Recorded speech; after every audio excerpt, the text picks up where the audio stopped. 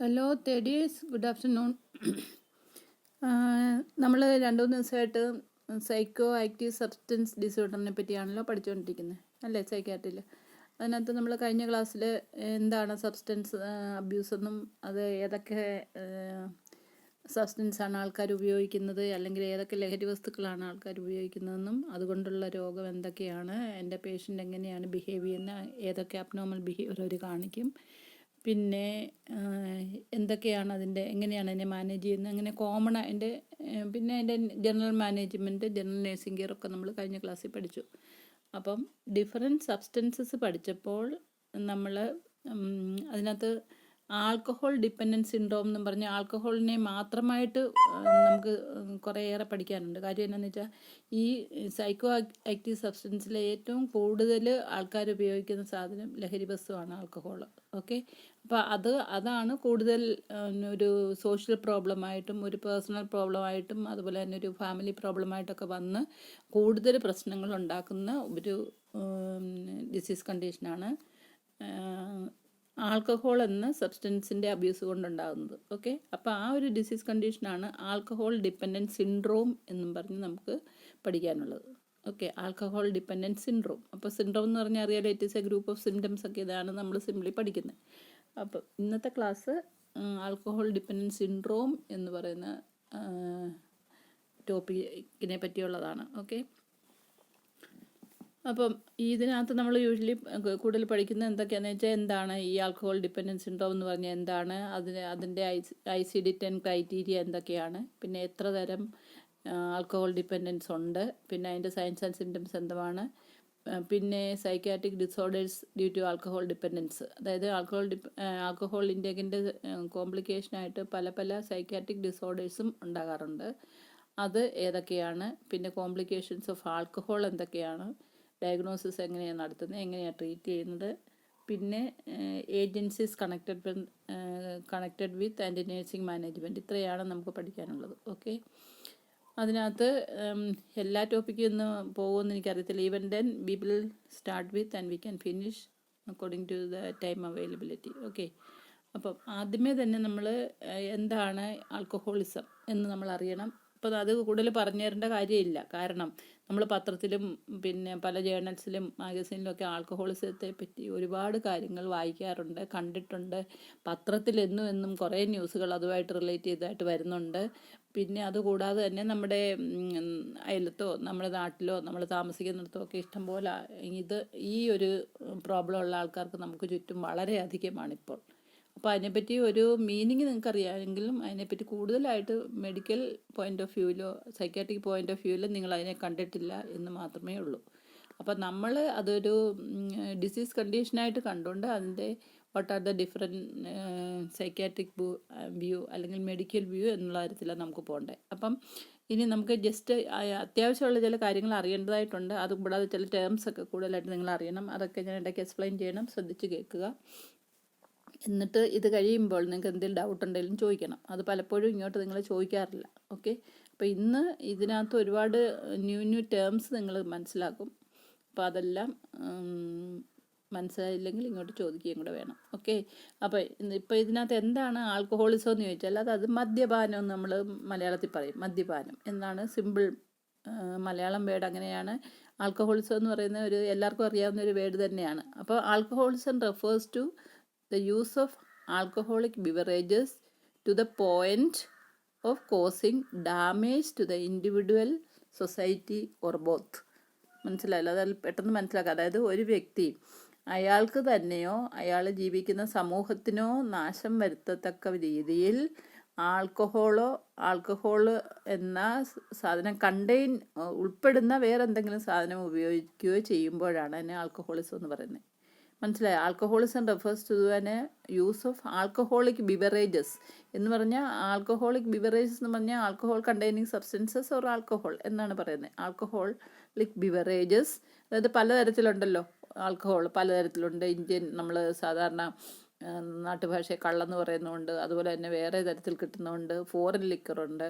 പിന്നെ അതൊന്നും കൂടാതെ തന്നെ പല സ്ട്രെങ്തും ഉള്ള ഡിഫറെൻറ്റ് ടൈപ്സ് ഓഫ് ആൽക്കഹോളൊക്കെ അവൈലബിൾ ആണ്. അപ്പോൾ ഇതിനെല്ലാം കൂടെ നമ്മൾ കോമൺലി പറയുന്ന പേരാണ് ആൽക്കഹോളിക് ബിവറേജസ് അതായത് മദ്യം, പലതരത്തിലുള്ള മദ്യം, അതാണ്. അപ്പം ആ ഒരു മദ്യം എന്ന് പറയുന്ന സാധനം ഒരു വ്യക്തിക്കോ ആ വ്യക്തി ഉൾക്കൊള്ളുന്ന സമൂഹത്തിനോ, സമൂഹം എന്ന് പറയുമ്പം അതിനകത്ത് ഫാമിലിയൊക്കെ ഇൻക്ലൂഡ് ചെയ്യുമെന്ന് ഓർക്കണം. നമ്മൾ സോഷ്യോളജി പഠിക്കുന്ന family is the smallest social unit എന്ന്, അല്ലേ? അപ്പോൾ അതുപോലെ തന്നെ ഇപ്പോൾ ഇതിൻ്റെ മീനിങ് എന്താണെന്ന് ചോദിച്ചാൽ, ഒരു വ്യക്തി മദ്യം ഉപയോഗിക്കുക, അതിൻ്റെ കോൺസിക്വൻസ് ആയിട്ട് അയാൾക്ക് തന്നെയോ അയാൾ ജീവിക്കുന്ന സമൂഹത്തിന് തന്നെയോ അത് എത്തിക്കുന്ന ഒരവസ്ഥയിൽ പോവുകയാണെങ്കിൽ ആ ഒരു പൊസിഷനെയാണ് നമ്മളെപ്പോഴും ആൽക്കഹോളിസം എന്ന് പറയുന്നത്. ഓക്കെ.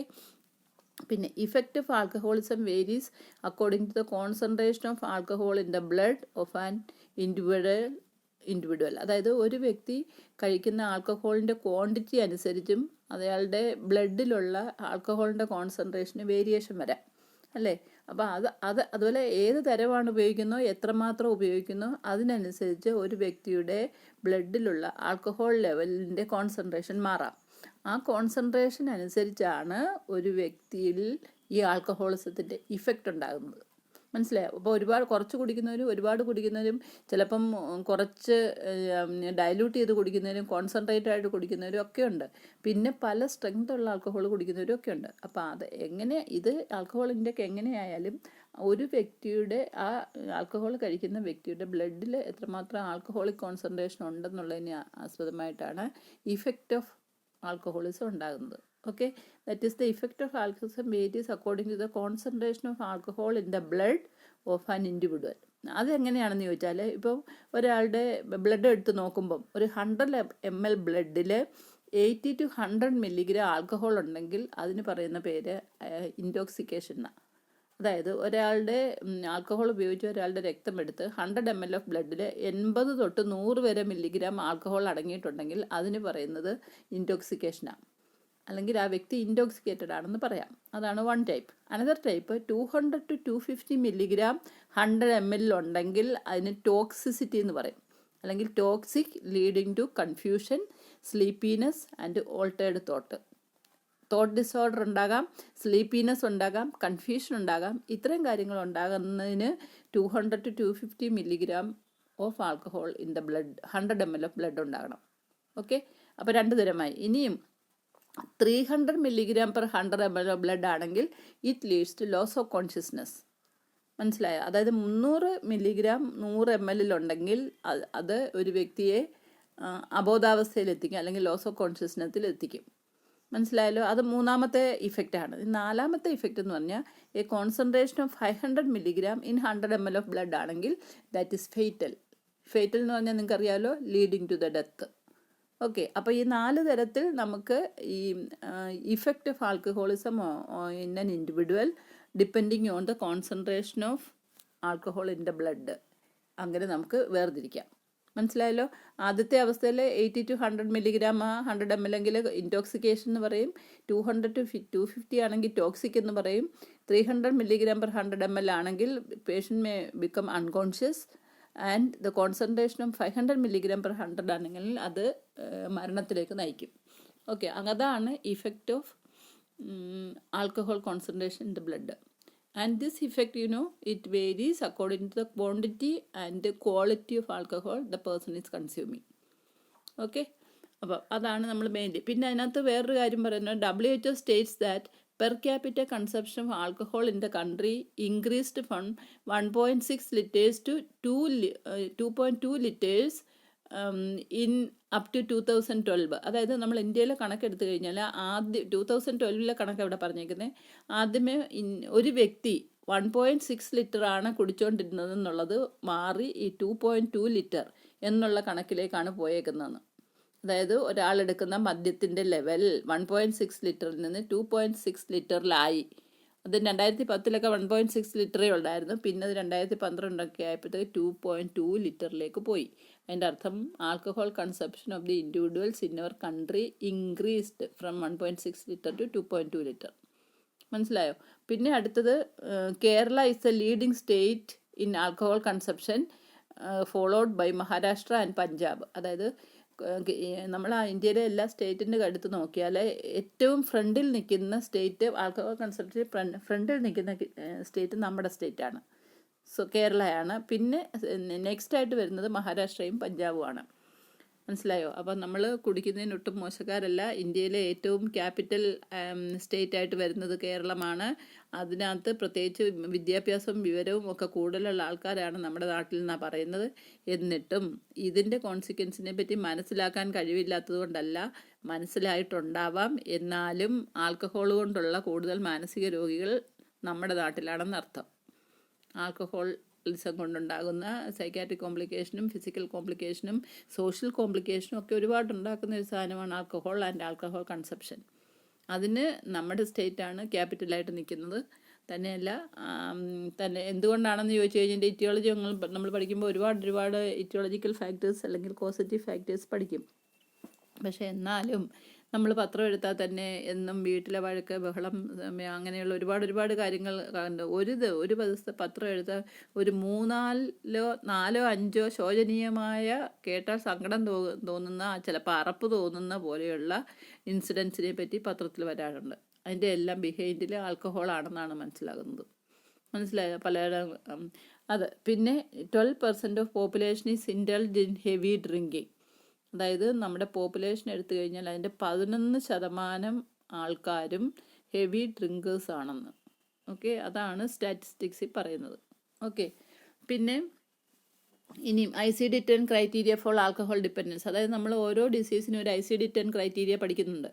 കഴിഞ്ഞ ദിവസമാണെങ്കിൽ നമ്മൾ ജനറലായിട്ട് സബ്സ്റ്റൻസ് അബ്യൂസിനെ പറ്റി പഠിച്ചപ്പം അതിനകത്ത് അബ്യൂസിൻ്റെ ക്രൈറ്റീരിയ എന്താണ്, ഡിപ്പെൻഡൻസിൻ്റെ ക്രൈറ്റീരിയ എന്താണ്, ഇതൊക്കെ നമ്മൾ പഠിച്ചു. അതുപോലെ തന്നെ ഇവിടെ ആൽക്കഹോൾ സെപ്പറേറ്റ് ആയിട്ടൊരു സബ്സ്റ്റൻസ് അബ്യൂസിൽ നമ്മൾ ഡീൽ ചെയ്യാനുള്ള കാരണം എന്താണെന്ന് വെച്ചാൽ ഒരു ലീഡിങ് ഡിസീസാണ്. അതിനകത്ത് ഒരുപാട് കാരണങ്ങളുണ്ട്. അത് സെപ്പറേറ്റ് ആയിട്ട് തന്നെ പഠിക്കേണ്ട ഒരുപാട് കാര്യങ്ങളുള്ള ഒരു ടോപ്പിക്കാണ് ഈ ആൽക്കഹോൾ ഡിപ്പെൻഡൻസ് സിൻഡ്രോം. മനസ്സിലായോ? ഒരുപാട് സബ്സ്റ്റൻസ് അബ്യൂസ് ഉണ്ടെങ്കിൽ പോലും അതിൽ ഏറ്റവും മുൻപിൽ നിൽക്കുന്നതാണ് സബ്സ്റ്റൻസ് അബ്യൂസാണ് ഈ പറയുന്ന ആൽക്കഹോൾ ഡിപ്പെൻഡൻ്റ് സിൻഡ്രോമായിട്ട് തീരുന്ന ആൽക്കഹോളിസം. ഓക്കെ, അപ്പോൾ ആൽക്കഹോളിസം എന്ന് പറഞ്ഞാൽ ആൽക്കഹോൾ കൺസപ്ഷൻ ആണെന്ന് നമ്മൾ പറഞ്ഞു. അതിൻ്റെ ഡെഫിനിഷൻ, അതിൻ്റെ ജസ്റ്റ് മീനിങ്ങും പറഞ്ഞു. പക്ഷേ ഇത് ഒരുപാട് കൂടി ഒരു പേഴ്സൺ ഒരു ക്രോണിക് ആൽക്കഹോളിക് ആകുമ്പോൾ അയാൾക്കുണ്ടാകുന്ന പല രോഗങ്ങളെയും ചേർത്തൊക്കെ ഒരു ഡിസീസ് നെയിം ചെയ്തേക്കുന്നു. അതാണ് നമ്മൾ ആൽക്കഹോൾ ഡിപ്പെൻഡൻസ് സിൻഡ്രോം എന്നുള്ള പേരിൽ പഠിക്കുന്നത്. മനസ്സിലായോ? അത് ഒരു മാനസിക രോഗത്തിൻ്റെ കൂട്ടത്തിലാണ് ഉൾപ്പെടുത്തിയേക്കുന്നത്. അപ്പം നമ്മൾക്ക് പല കാരണങ്ങൾ, മാനസിക രോഗത്തിന് ഹെറിഡിറ്ററി കാരണങ്ങളുണ്ട് എന്നൊക്കെ നമ്മൾ കൂടുതലും പഠിക്കുന്നെങ്കിൽ പോലും ചിലപ്പോൾ അൺനോൺ ഇറ്റിയോളജിയാണ് പല മാനസിക രോഗങ്ങൾക്കും കാരണം എന്നൊക്കെ നമ്മൾ പഠിക്കാറുണ്ടെങ്കിൽ പോലും ഈ ആൽക്കഹോൾ ഡിപ്പെൻഡൻസ് സിൻഡ്രോം എന്ന് പറഞ്ഞാൽ it is not due to unknown etiology. ഇത് നോൺ ഇറ്റിയോളജി തന്നെയാണ്. കാരണം ഈ ഒരു രോഗത്തിൻ്റെ കാരണം എന്താണെന്ന് എല്ലാവർക്കും അറിയാം. മനസ്സിലായോ? അപ്പോൾ അങ്ങനെ വരുന്നതുകൊണ്ട് ഇങ്ങനെ ഒരു ഡിസീസിൻ്റെ കാരണം അറിയാം, അതിന് പ്രോപ്പർലി ട്രീറ്റ് ചെയ്യാം, അല്ലെങ്കിൽ അത് പ്രിവെൻറ്റ് ചെയ്യാം. അപ്പം ബുദ്ധിമാന്മാരായ ആൾക്കാർ, അല്ലെങ്കിൽ കുറച്ചെങ്കിലും പറഞ്ഞാൽ മനസ്സിലാക്കുകയും വിവരമുള്ള മനുഷ്യർക്കും അവോയ്ഡ് ചെയ്യാൻ പറ്റുന്ന ഒരു ഡിസീസ് കണ്ടീഷനാണ് ഈ പറയുന്ന ആൽക്കഹോൾ ഡിപ്പെൻഡൻസ് സിൻഡ്രോം. മനസ്സിലായോ? അപ്പോൾ അവിടെയാണ് നമുക്ക് ഇമ്പോർട്ടൻസ് വരുന്നത്. അതായത് why we have to know all these things and what is our role in these things, preventing this disease condition എന്നൊക്കെ നമ്മൾ ഹെൽത്ത് കെയർ പ്രൊവൈഡേഴ്സ് അറിയണം. അതുകൊണ്ട് ഇത് സെപ്പറേറ്റ്ലി തന്നെ വളരെ ഇലാബറേറ്റ് ആയിട്ടുള്ള ഒരു ടോപ്പിക്കാണിത്. ഓക്കെ, പിന്നെ ICD-10 ക്രൈറ്റീരിയയിൽ എന്തൊക്കെയുള്ളതെന്ന് ചോദിച്ചാൽ, ഒരു വ്യക്തിയെ അയാളൊരു ആൽക്കഹോൾ ഡിപ്പെൻഡൻറ്റ് പേഴ്സൺ ആണെന്ന് പറയണമെങ്കിൽ എന്തൊക്കെയാണ് ക്രൈറ്റീരിയ ഉണ്ടായിരിക്കേണ്ടതെന്നാണ് ICD-10 പറയുന്നത്. ഓക്കെ, അതിനകത്ത് പറയുന്നത് a strong desire to take the substance. ഇവിടുത്തെ സബ്സ്റ്റൻസ് എന്ന് പറഞ്ഞാൽ എന്താണ്? ആൽക്കഹോൾ. അപ്പോൾ a strong desire to take the alcohol, അതാണ് ഒരു ക്രൈറ്റീരിയ. ഒരു വ്യക്തിക്ക് മദ്യം കഴിക്കണം എന്നുള്ള അമിതമായ ഒരു ആഗ്രഹം, വെരി സ്ട്രോങ് കിട്ടിയാൽ കൊള്ളാമെന്നല്ല, വെറുതെ പോരാ. ചില കാര്യങ്ങൾ ചിലപ്പം കഴിക്കാതിരിക്കാന്നൊക്കെ നമുക്ക് ഡിസൈഡ് ചെയ്യാം. പക്ഷേ ഇവിടെ അങ്ങനല്ല. അയാൾക്ക് എപ്പോൾ കൊടുത്താലും അയാൾ കഴിക്കാൻ തയ്യാറാണ്. തന്നെയല്ല, അയാൾക്ക് ഒരു സ്ട്രോങ് ഡിസയർ ഉണ്ടായിരിക്കണം, ഇങ്ങനെ ഒരു സാധനം കുടിക്കാൻ വേണ്ടി കിട്ടണമെന്നുള്ളത്, ഈ സബ്സ്റ്റൻസ് വേണമെന്നുള്ള ഒരു അമിതമായ ആഗ്രഹം. ഓക്കെ, രണ്ടാമത്തേതാണ് difficulty in controlling the substance taking behaviour. അതായത് ഈ മദ്യപാനം എന്നുള്ള ബിഹേവിയർ അയാൾക്ക് ഒരു തരത്തിലും കൺട്രോൾ ചെയ്യാൻ കഴിയുന്നില്ല. അത് സെക്കൻഡ് ക്രൈറ്റീരിയ. ആദ്യമേ ആഗ്രഹം മാത്രമേ പറഞ്ഞുള്ളൂ, രണ്ടാമത് അയാൾക്ക് ഈ മദ്യം കഴിക്കണം എന്നുള്ള ആഗ്രഹത്തെ ഒരു തരത്തിലും കൺട്രോൾ ചെയ്യാൻ പറ്റാത്ത ഒരവസ്ഥ. മൂന്നാമത്തത് ഡെവലപ്മെൻറ്റ് ഓഫ് ടോളറൻസ്. കഴിഞ്ഞ ദിവസം ഞാൻ പഠിപ്പിച്ച എന്താണ് ടോളറൻസ് എന്ന്. ഡെവലപ്മെൻറ്റ് ഓഫ് ടോളറൻസ് എന്ന് പറഞ്ഞാൽ ഓരോ പ്രാവശ്യം മദ്യം കഴിക്കുമ്പോൾ ഇന്നലെ കഴിച്ചത്രയും കഴിച്ചാൽ പോരാ, ഈ ശകലം കൂടെ കൂട്ടി കഴിച്ചാലേ ആ ആൽക്കഹോളിക് ഇഫക്റ്റ് അയാൾക്ക് കിട്ടത്തുള്ളൂ. അപ്പോൾ ആൽക്കഹോളിക് ഇഫക്റ്റ് കിട്ടാൻ വേണ്ടിയാണല്ലോ ആൾക്കാർ ഇത് കഴിക്കുന്നത് തന്നെ. അപ്പോൾ ഓരോ ദിവസം കഴിക്കുന്ന മദ്യത്തിൻ്റെ അളവിൽ ഇന്നലത്തെക്കാട്ടിൽ കുറച്ചും കൂടെ കൂട്ടി കഴിക്കണം എന്നുള്ള ഒരു കണ്ടീഷനെയാണ് നമ്മൾ ടോളറൻസ് പറയുന്നത്. അപ്പോൾ ഇന്നലെ വരെ അയാൾക്ക് കഴിച്ചു, അതിനെക്കാട്ടിപ്പോൾ ഇന്നലെയിൽ നിന്ന് ഒരു ശകലം കുറച്ചും കൂടെ കൂട്ടി കഴിച്ചാൽ മാത്രമേ ആ ആൽക്കഹോൾ കഴിച്ച ഇഫക്റ്റ് അയാൾക്ക് ഉണ്ടാകത്തുള്ളൂ. That is what is known as tolerance. അങ്ങനെ ഒരു അവസ്ഥ ഈ വ്യക്തിക്ക് ഉണ്ടാവും, ഡെവലപ്മെൻറ്റ് ഓഫ് ടോളറൻസ്. പിന്നെ progressive neglect of alternative pleasures of interest. അതായത് ഒരു വ്യക്തിക്ക് ഒന്നുകൂടെ ഞാൻ പറയാം, progressive neglect of alternative pleasures of interest. അതായത് ഒരു വ്യക്തിക്ക് അയാൾക്ക് ഇഷ്ടമുള്ള പല പല കാര്യങ്ങളും ജീവിതത്തിലുണ്ടാകാം, അയാൾക്ക് ഇൻട്രസ്റ്റും താല്പര്യമുള്ള പല പല ഇഷ്ടങ്ങളുള്ള പല പല കാര്യങ്ങളും ഉണ്ടാകാം. അതിനകത്ത് ഇൻവോൾവ് ചെയ്യാൻ ഓരോ നോർമൽ ഹ്യൂമൻ ബീയിങ്സിനും ആഗ്രഹം ഉണ്ടാകാം, അല്ലേ? അപ്പോൾ അങ്ങനെയുള്ള ആഗ്രഹങ്ങളൊക്കെ മാറ്റി വെക്കാൻ പതുക്കെ മാറ്റി വെച്ചിട്ട് കൂടുതൽ ഇൻട്രസ്റ്റ് ആൽക്കഹോളിന് കൊടുക്കാനുള്ള ഒരു ടെൻഡൻസി അയാളിലുണ്ടാകുക. മനസ്സിലായി? ഇപ്പോൾ തന്നെയാണെങ്കിൽ ഒരു ഫാമിലിയിൽ ഒരു ഗൃഹനാഥനാണെങ്കിൽ അയാളുടെ ഹെൽത്ത്, അയാളുടെ വെൽഫെയർ, അയാളുടെ വൈഫിൻ്റെ മക്കളുടെയൊക്കെ വെൽഫെയർ, അല്ലെങ്കിൽ മറ്റുള്ളവരുമായിട്ടുള്ള നല്ല റിലേഷൻഷിപ്പ്, അല്ലെങ്കിൽ മറ്റുള്ള കുടുംബത്തിന്, അതായത് ബന്ധുക്കളുടെ താല്പര്യങ്ങൾക്ക് വേണ്ടി അതിനനുസരിച്ച് ബിഹേവ് ചെയ്യുക, അവരെ കൂടുതൽ കൺസിഡർ ചെയ്യുക, അവരുടെ പഠിത്ത കാര്യത്തിലൊക്കെ ശ്രദ്ധിക്കുക, അവരുടെ ഹെൽത്ത് ശ്രദ്ധിക്കുക, ഇങ്ങനെയൊക്കെയുള്ള കാര്യങ്ങളും നല്ലപോലെ റോളൊക്കെ പെർഫോം ചെയ്തുകൊണ്ടിരുന്ന ഒരു ഇൻഡിവിജ്വൽ അതിൽ നിന്നൊക്കെ പിന്തിരിഞ്ഞ് അതിലതൊന്നും അധികം ഇമ്പോർട്ടൻസ് കൊടുക്കാതെ, അല്ലെങ്കിൽ അതിനകത്ത് നെഗ്ലിജൻസ് കാണിച്ചുകൊണ്ട് ആൽക്കഹോളിനകത്ത് കൂടുതൽ ഇൻട്രസ്റ്റ് കാണിക്കുക. ഫോർ എക്സാമ്പിൾ, ഇപ്പോൾ തന്നെ ഒരു ഇൻകം നല്ലപോലെ കിട്ടുന്ന ഒരു മനുഷ്യനാണ്, ഒരു ജോലിയുള്ള മനുഷ്യനാണ്, അയാളുടെ ആ ഒരു വരുമാനത്തിൻ്റെ ഒരു നല്ല ഭാഗവും മദ്യം വാങ്ങിക്കാനും ഉപയോഗിക്കാനും ആയിരിക്കും അയാൾ ഉപയോഗിക്കുന്നത്. കാരണം എന്നിട്ട് ആ ഒരു അയാളുടെ കയ്യിലുള്ള പണം വേറെ ഇമ്പോർട്ടൻ്റ് ആയിട്ടുള്ള പല പല കാര്യങ്ങളും ആ കുടുംബത്തിൽ നടക്കണമായിരുന്നെങ്കിൽ അതൊക്കെ മാറ്റി വെച്ച് അതിന് സിഗ്നിഫിക്കൻസ് കൊടുക്കാതെ ആൽക്കഹോളിന് കൂടുതൽ ഇമ്പോർട്ടൻസ് കൊടുക്കുക. എന്നുവെച്ചാൽ അയാളുടെ ഓൺ ഇൻട്രസ്റ്റ്, അയാളുടെ കിട്ടുന്ന പണത്തിൻ്റെ യൂസേജ്, ഇതിനകത്തെല്ലാം തന്നെ അയാൾ പ്രത്യേകതകൾ കാണിക്കുക. അതായത് നേരത്തെ ഇഷ്ടമുള്ള കാര്യങ്ങൾ പലതും ചെയ്യാതെ വെട്ടിക്കുറച്ചുകൊണ്ട് അയാൾ ആ പണം ഒരുപക്ഷെ ആൽക്കഹോൾ ഉപയോഗിക്കുന്നതിനും ഒക്കെ ആയിരിക്കും ഉപയോഗിക്കുന്നത്. അതാന്ന് പറഞ്ഞാൽ progressive neglect of alternative pleasures of interest. ഇപ്പോൾ ഫോർ എക്സാമ്പിൾ, ഇപ്പം എന്തെങ്കിലുമൊക്കെ എൻ്റർടൈൻമെൻറ്റിന് പോകുന്ന ആളായിരിക്കാം, സിനിമ കാണാൻ പോകുന്നതായിരിക്കും, വീട്ടിലുള്ളവരെ കൊണ്ടുപോകുന്ന ആളായിരിക്കും, അല്ലെങ്കിൽ അങ്ങനെ വീട്ടിലെ മറ്റ് ബന്ധുക്കളുടെ ഇഷ്ടത്തിനനുസരമായിട്ട് പല പല കാര്യങ്ങൾ തീരുമാനിക്കുകയും ചെയ്യുകയൊക്കെ ചെയ്തുകൊണ്ടിരുന്ന ആളാണെങ്കിൽ ഈ ആൽക്കഹോളിസം കൂടുന്നതനുസരിച്ച് അതിനകത്തൊക്കെ ഇൻട്രസ്റ്റ് കുറയുകയും ആൽക്കഹോളിസത്തിൽ ഇൻട്രസ്റ്റ് കൂടുകയും ചെയ്യുന്നു. പണം ഉപയോഗിക്കുന്ന കാര്യത്തിലും അങ്ങനെ ആയിരിക്കും. ഓക്കെ, അതാണ് progressive neglect of alternative pleasures of interest എന്ന് പറഞ്ഞാൽ. ഓക്കെ, പിന്നെ ഇതും ഒരു ക്രൈറ്റീരിയ ആണ്, ICD-10 പറയുന്ന ഒരു ക്രൈറ്റീരിയ ആണ്. അതായത് അയാൾക്ക് പഴയ നല്ല കാര്യങ്ങളിലൊന്നും താല്പര്യമില്ല, അയാൾ കൂടുതലും ആൽക്കഹോളിസത്തിൽ കൂടുതൽ എൻഗേജ്ഡ് ആവുന്നു, കൂടുതൽ മണി അതിന് വേണ്ടി സ്പെൻഡ് ചെയ്യുന്നു, സമയം കൂടുതൽ അതിന് വേണ്ടി ഉപയോഗിക്കുന്നു. ഓക്കെ, അയാളുടെ പല ഉത്തരവാദിത്തങ്ങളും ചെയ്യാതെ നെഗ്ലക്റ്റ് ചെയ്തുകൊണ്ട്. ഓക്കെ, പിന്നെ persisting with the substance use despite clear evidence of harmful consequences. അതായത് ഈ ആൽക്കഹോളിസത്തിൻ്റെ ഹാംഫുൾ കോൺസിക്വൻസ് എന്താണെന്ന് അയാൾക്ക് നല്ലപോലെ അറിയാമെങ്കിൽ പോലും അയാൾ ആൽക്കഹോളിസം കണ്ടിന്യൂ ചെയ്യുന്നു.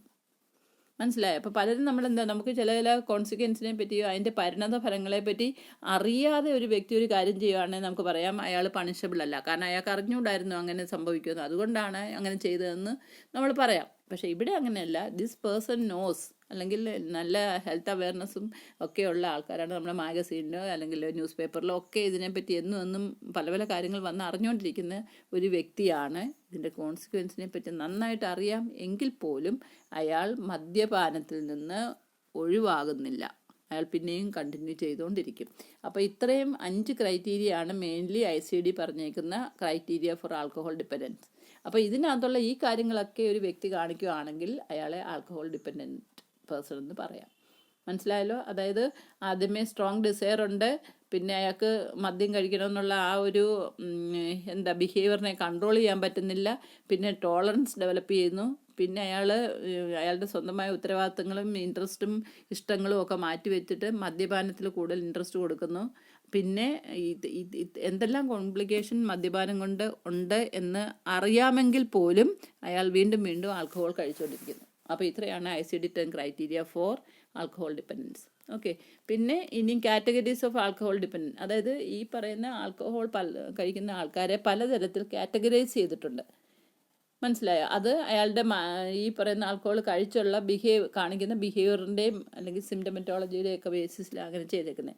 അത് ഏതൊക്കെയാണെന്ന് ചോദിച്ചു കഴിഞ്ഞാൽ alpha alcoholism, beta alcoholism, gamma alcoholism, delta alcoholism and epsilon alcoholism. ഇങ്ങനെ 5 വെറൈറ്റി അതിനകത്ത് നമ്മൾ പഠിക്കാനുള്ളത്. അതായത് ആൽഫ ആൽക്കഹോളിസം എന്ന് പറഞ്ഞാൽ ക്യാരക്ടറൈസ്ഡ് ബൈ എക്സസീവ് ഡ്രിങ്കിങ്. അത് ഈ ഒരു സിംറ്റം അതിൽ പറയുന്നുള്ള അയാൾ കൂടുതൽ മദ്യം ഉപയോഗിക്കുക, അതാണ് ആൽഫ ആൽക്കഹോളിസം. ഇനി ബീറ്റ ആൽക്കഹോളിസം എന്താണെന്ന് ചോദിച്ചാൽ characterized by excessive drinking and complications such as cirrhosis of liver, gastritis, etc. But the person is able to control. അതായത് ഇത്രയും കോംപ്ലിക്കേഷൻ അയാൾക്ക് ഉണ്ടാകാം. അതായത് ഇതെല്ലാം ഫിസിക്കൽ കോംപ്ലിക്കേഷനാണ്. Cirrhosis of the liver, gastritis, ഇതെല്ലാം GI ട്രാക്റ്റിനെ അഫക്റ്റ് ചെയ്യുന്ന കോംപ്ലിക്കേഷനാണ്. അത് കൂടുതലും ആദ്യമേ GI ട്രാക്റ്റിനെ അഫക്റ്റ് ചെയ്യുന്നതെന്ന് വെച്ചാൽ മദ്യം നേരെ ചെല്ലുന്നത് വായിക്കൂടെ നമ്മുടെ സ്റ്റൊമക്കിലേക്ക് ആണല്ലോ. അത് പോകുന്ന വഴിയെല്ലാം മ്യൂക്കസ് മെംബ്രെയിൻ ഉണ്ട്, അതിനെയൊക്കെ ഇറോഡ് ചെയ്യാം, ഗ്യാസ്ട്രൈറ്റിസ് ഉണ്ടാകാം, പിന്നെ അത് കൂടുതൽ പ്രശ്നം വരുമ്പോൾ സിറോസിസ് ഓഫ് ലിവർ വരെ ഉണ്ടാകാം. മനസ്സിലായല്ലോ? അപ്പോൾ ഇത്രയും കോംപ്ലിക്കേഷൻ ഗ്യാസ്ട്രൈറ്റിസ് കൊണ്ടുള്ള ഒരു വ്യക്തിക്ക്, പക്ഷേ അയാൾക്ക് വല്ലപ്പോഴും ഒക്കെ കൺട്രോൾ ചെയ്യാനുള്ള കപ്പാസിറ്റിയും കൂടെ ഉണ്ട്. മനസ്സിലായോ? അതാണ് ബീറ്റ ആൽക്കഹോളിസം എന്ന് പറയുന്നത്. അപ്പോൾ അയാൾക്ക് കൺട്രോളിങ് പവർ ഉണ്ട്, പക്ഷേ എന്നാലും അയാൾ കുടിക്കുന്നുള്ളത് കൊണ്ട് അയാൾക്ക് gastro intestinal complications such as gastritis, cirrhosis of liver ഇതൊക്കെ ഉണ്ട്. അതാണ് സെക്കൻഡ് ടൈപ്പ് ബീറ്റ ആൽക്കഹോളിസം. ഈ മൂന്നാമത്തത് ഗാമ ആൽക്കഹോളിസം എന്ന് പറഞ്ഞാൽ characterised by excessive drinking, physical complication and loss of control. അപ്പം മേളത്തെ ആ വ്യക്തിയെ പോലെ തന്നെയാണ് ഇയാളും, പക്ഷേ ഇവിടെ അയാൾക്ക് ലോസ് ഓഫ് കൺട്രോൾ വന്നു. അതായത് മദ്യം കഴിക്കാനുള്ള ആ ഒരു ബിഹേവിയറിനെ കൺട്രോൾ ചെയ്യാൻ അയാൾക്ക് പറ്റുന്നില്ല. പക്ഷേ നേരത്തെ പറഞ്ഞ പോലെയുള്ള മറ്റ് മാനിഫെസ്റ്റേഷൻസ് ഒക്കെ ഉണ്ട്. അതായത് എക്സസീവ് ഡ്രിങ്കിങ്, ഫിസിക്കൽ കോംപ്ലിക്കേഷൻ, നമ്മൾ നേരത്തെ പറഞ്ഞ സിറോസിസ് ഓഫ് ലിവർ അല്ലെങ്കിൽ ഗ്യാസ്ട്രൈറ്റിസ്, അതൊക്കെയുണ്ട്. പക്ഷേ ഇവിടെ അയാൾക്ക് ഒരു തരത്തിൽ അയാളുടെ ആ ബിഹേവിയറിനെ, മദ്യം എടുക്കുക എന്നുള്ള ബിഹേവിയറിനെ കൺട്രോൾ ചെയ്യാൻ പറ്റുന്നില്ല. അതാണ് ഗാമ ആൽക്കഹോളിസം. പിന്നെ ഡെൽറ്റ ആൽക്കഹോളിസത്തിൽ it is characterised by excessive drinking, tolerance, withdrawal symptoms, loss of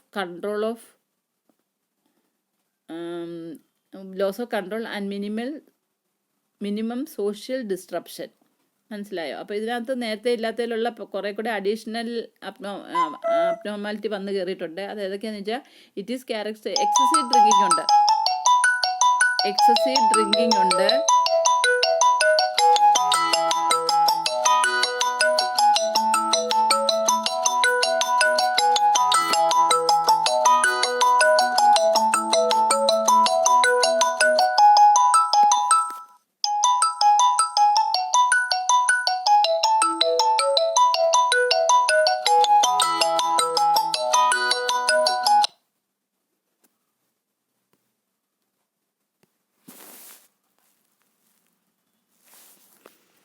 അപ്പോൾ എക്സസീവ് ഡ്രിങ്കിങ് ഇതിനകത്ത് ഡെൽറ്റ ആൽക്കഹോളിസത്തിൽ എക്സസീവ് ഡ്രിങ്കിങ് ഉണ്ട്. അത് കൂടാതെ തന്നെ ടോളറൻസ് ഉണ്ട്.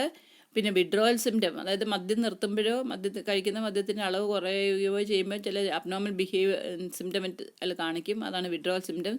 പിന്നെ ലോസ് ഓഫ് കൺട്രോൾ, മദ്യം കഴിക്കുന്നതിനെ കൺട്രോൾ ചെയ്യാൻ പറ്റുന്നില്ല. ആൻഡ് മിനിമം സോഷ്യൽ ഡിസ്ട്രപ്ഷൻ, അതായത് അയാൾ മിങ്കിൾ ചെയ്തിരിക്കുന്ന സൊസൈറ്റിയിലും അയാളെ കൊണ്ട് ചില പ്രശ്നങ്ങൾ ഉണ്ടാകുന്നു. അത് വീട്ടിലാകാം, നാട്ടിലാകാം, എവിടെ വർക്ക് ചെയ്യുന്നോ അവിടെയാകാം. എവിടെയെങ്കിലും അയാൾ സോഷ്യലി മിങ്കിൾ ചെയ്യുന്ന ആ തലങ്ങളിലും ചില പ്രശ്നങ്ങൾ ഉണ്ടാക്കുന്നു ഡെൽറ്റ ആൽക്കഹോളിസം ഉള്ള ആൾ.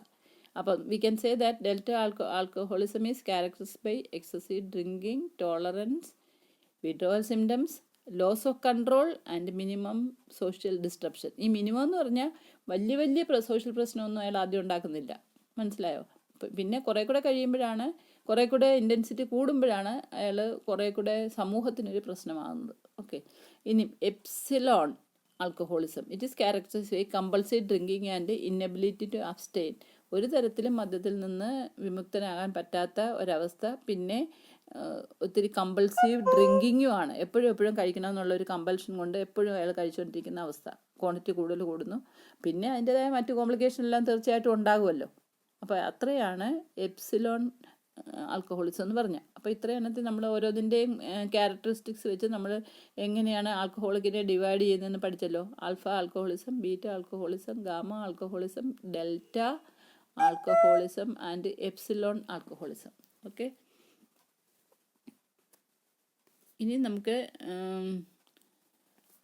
സയൻസ് ആൻഡ് സിംറ്റംസ് നോക്കാം. Signs and symptoms of alcohol dependence സിൻഡ്രോമിലെ ഒരുപാട് സയൻസ് ആൻഡ് സിംറ്റം ഉണ്ട്. അതിനകത്ത് മെയിൻലി ഉള്ളത് മൈനർ കംപ്ലയിൻസ് ആണ്. അതിനെ പലതരത്തിൽ ഡിവൈഡ് ചെയ്തിട്ടുണ്ട്. മൈനർ കംപ്ലയിൻസ് വെച്ചാൽ ഇനിഷ്യൽ സ്റ്റേജിൽ ഒരുപാട് കുടിക്കാത്ത ഒരാളാണ്. നമ്മൾ ഡിഫറെൻറ്റ് ടൈപ്സിനെ കണ്ടല്ലോ. അതിനകത്ത് മലേസ്, ഡിസ്പെപ്സിയ എന്ന് പറഞ്ഞാൽ അറിയാം, നമ്മൾ ഫാറ്റി ഫുഡൊക്കെ കഴിക്കാനുള്ള ഫാറ്റി ഫുഡ് അങ്ങനെയുള്ള സാധനം ഒന്നും കഴിക്കാൻ തോന്നായിക.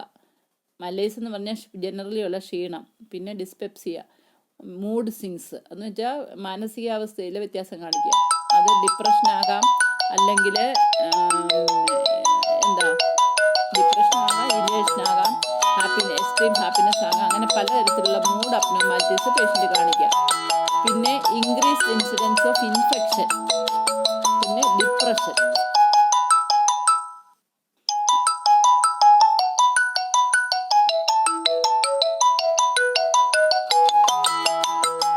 ഇത്രയാണ് minor complaints. Malaise, dyspnoea, mood swing, depression, increase incidence of infection. ഇത്രയും പേഷ്യൻസ് കാണിക്കാം. പിന്നെ അതുകൂടാതെ തന്നെ poor personal hygiene, evidence of untreated injuries. അതായത് ഈ അയാൾ പേഴ്സണൽ ഹൈജീനിലൊന്നും കൂടുതൽ താല്പര്യം കാണിക്കത്തില്ല. വൃത്തികേടായിട്ട് നടക്കുക, നല്ല നല്ല വസ്ത്രങ്ങൾ ഉപയോഗിക്കാതിരിക്കുക. പിന്നെ എവിടെയെങ്കിലുമൊക്കെ മറിഞ്ഞ് വീഴുകയൊക്കെ വീണ് അല്ലെങ്കിൽ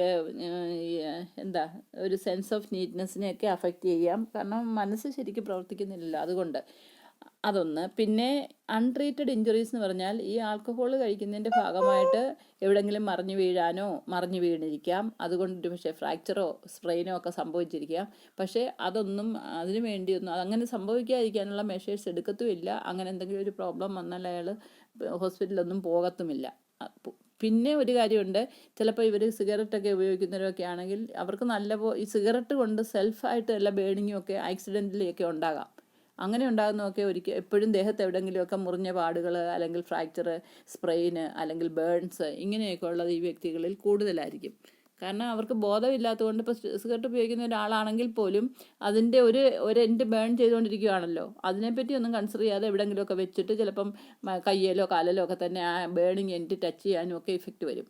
അപ്പോൾ അത് കൊള്ളുന്ന ഏരിയ അപ്പോൾ ബേൺഡായി പോകാം.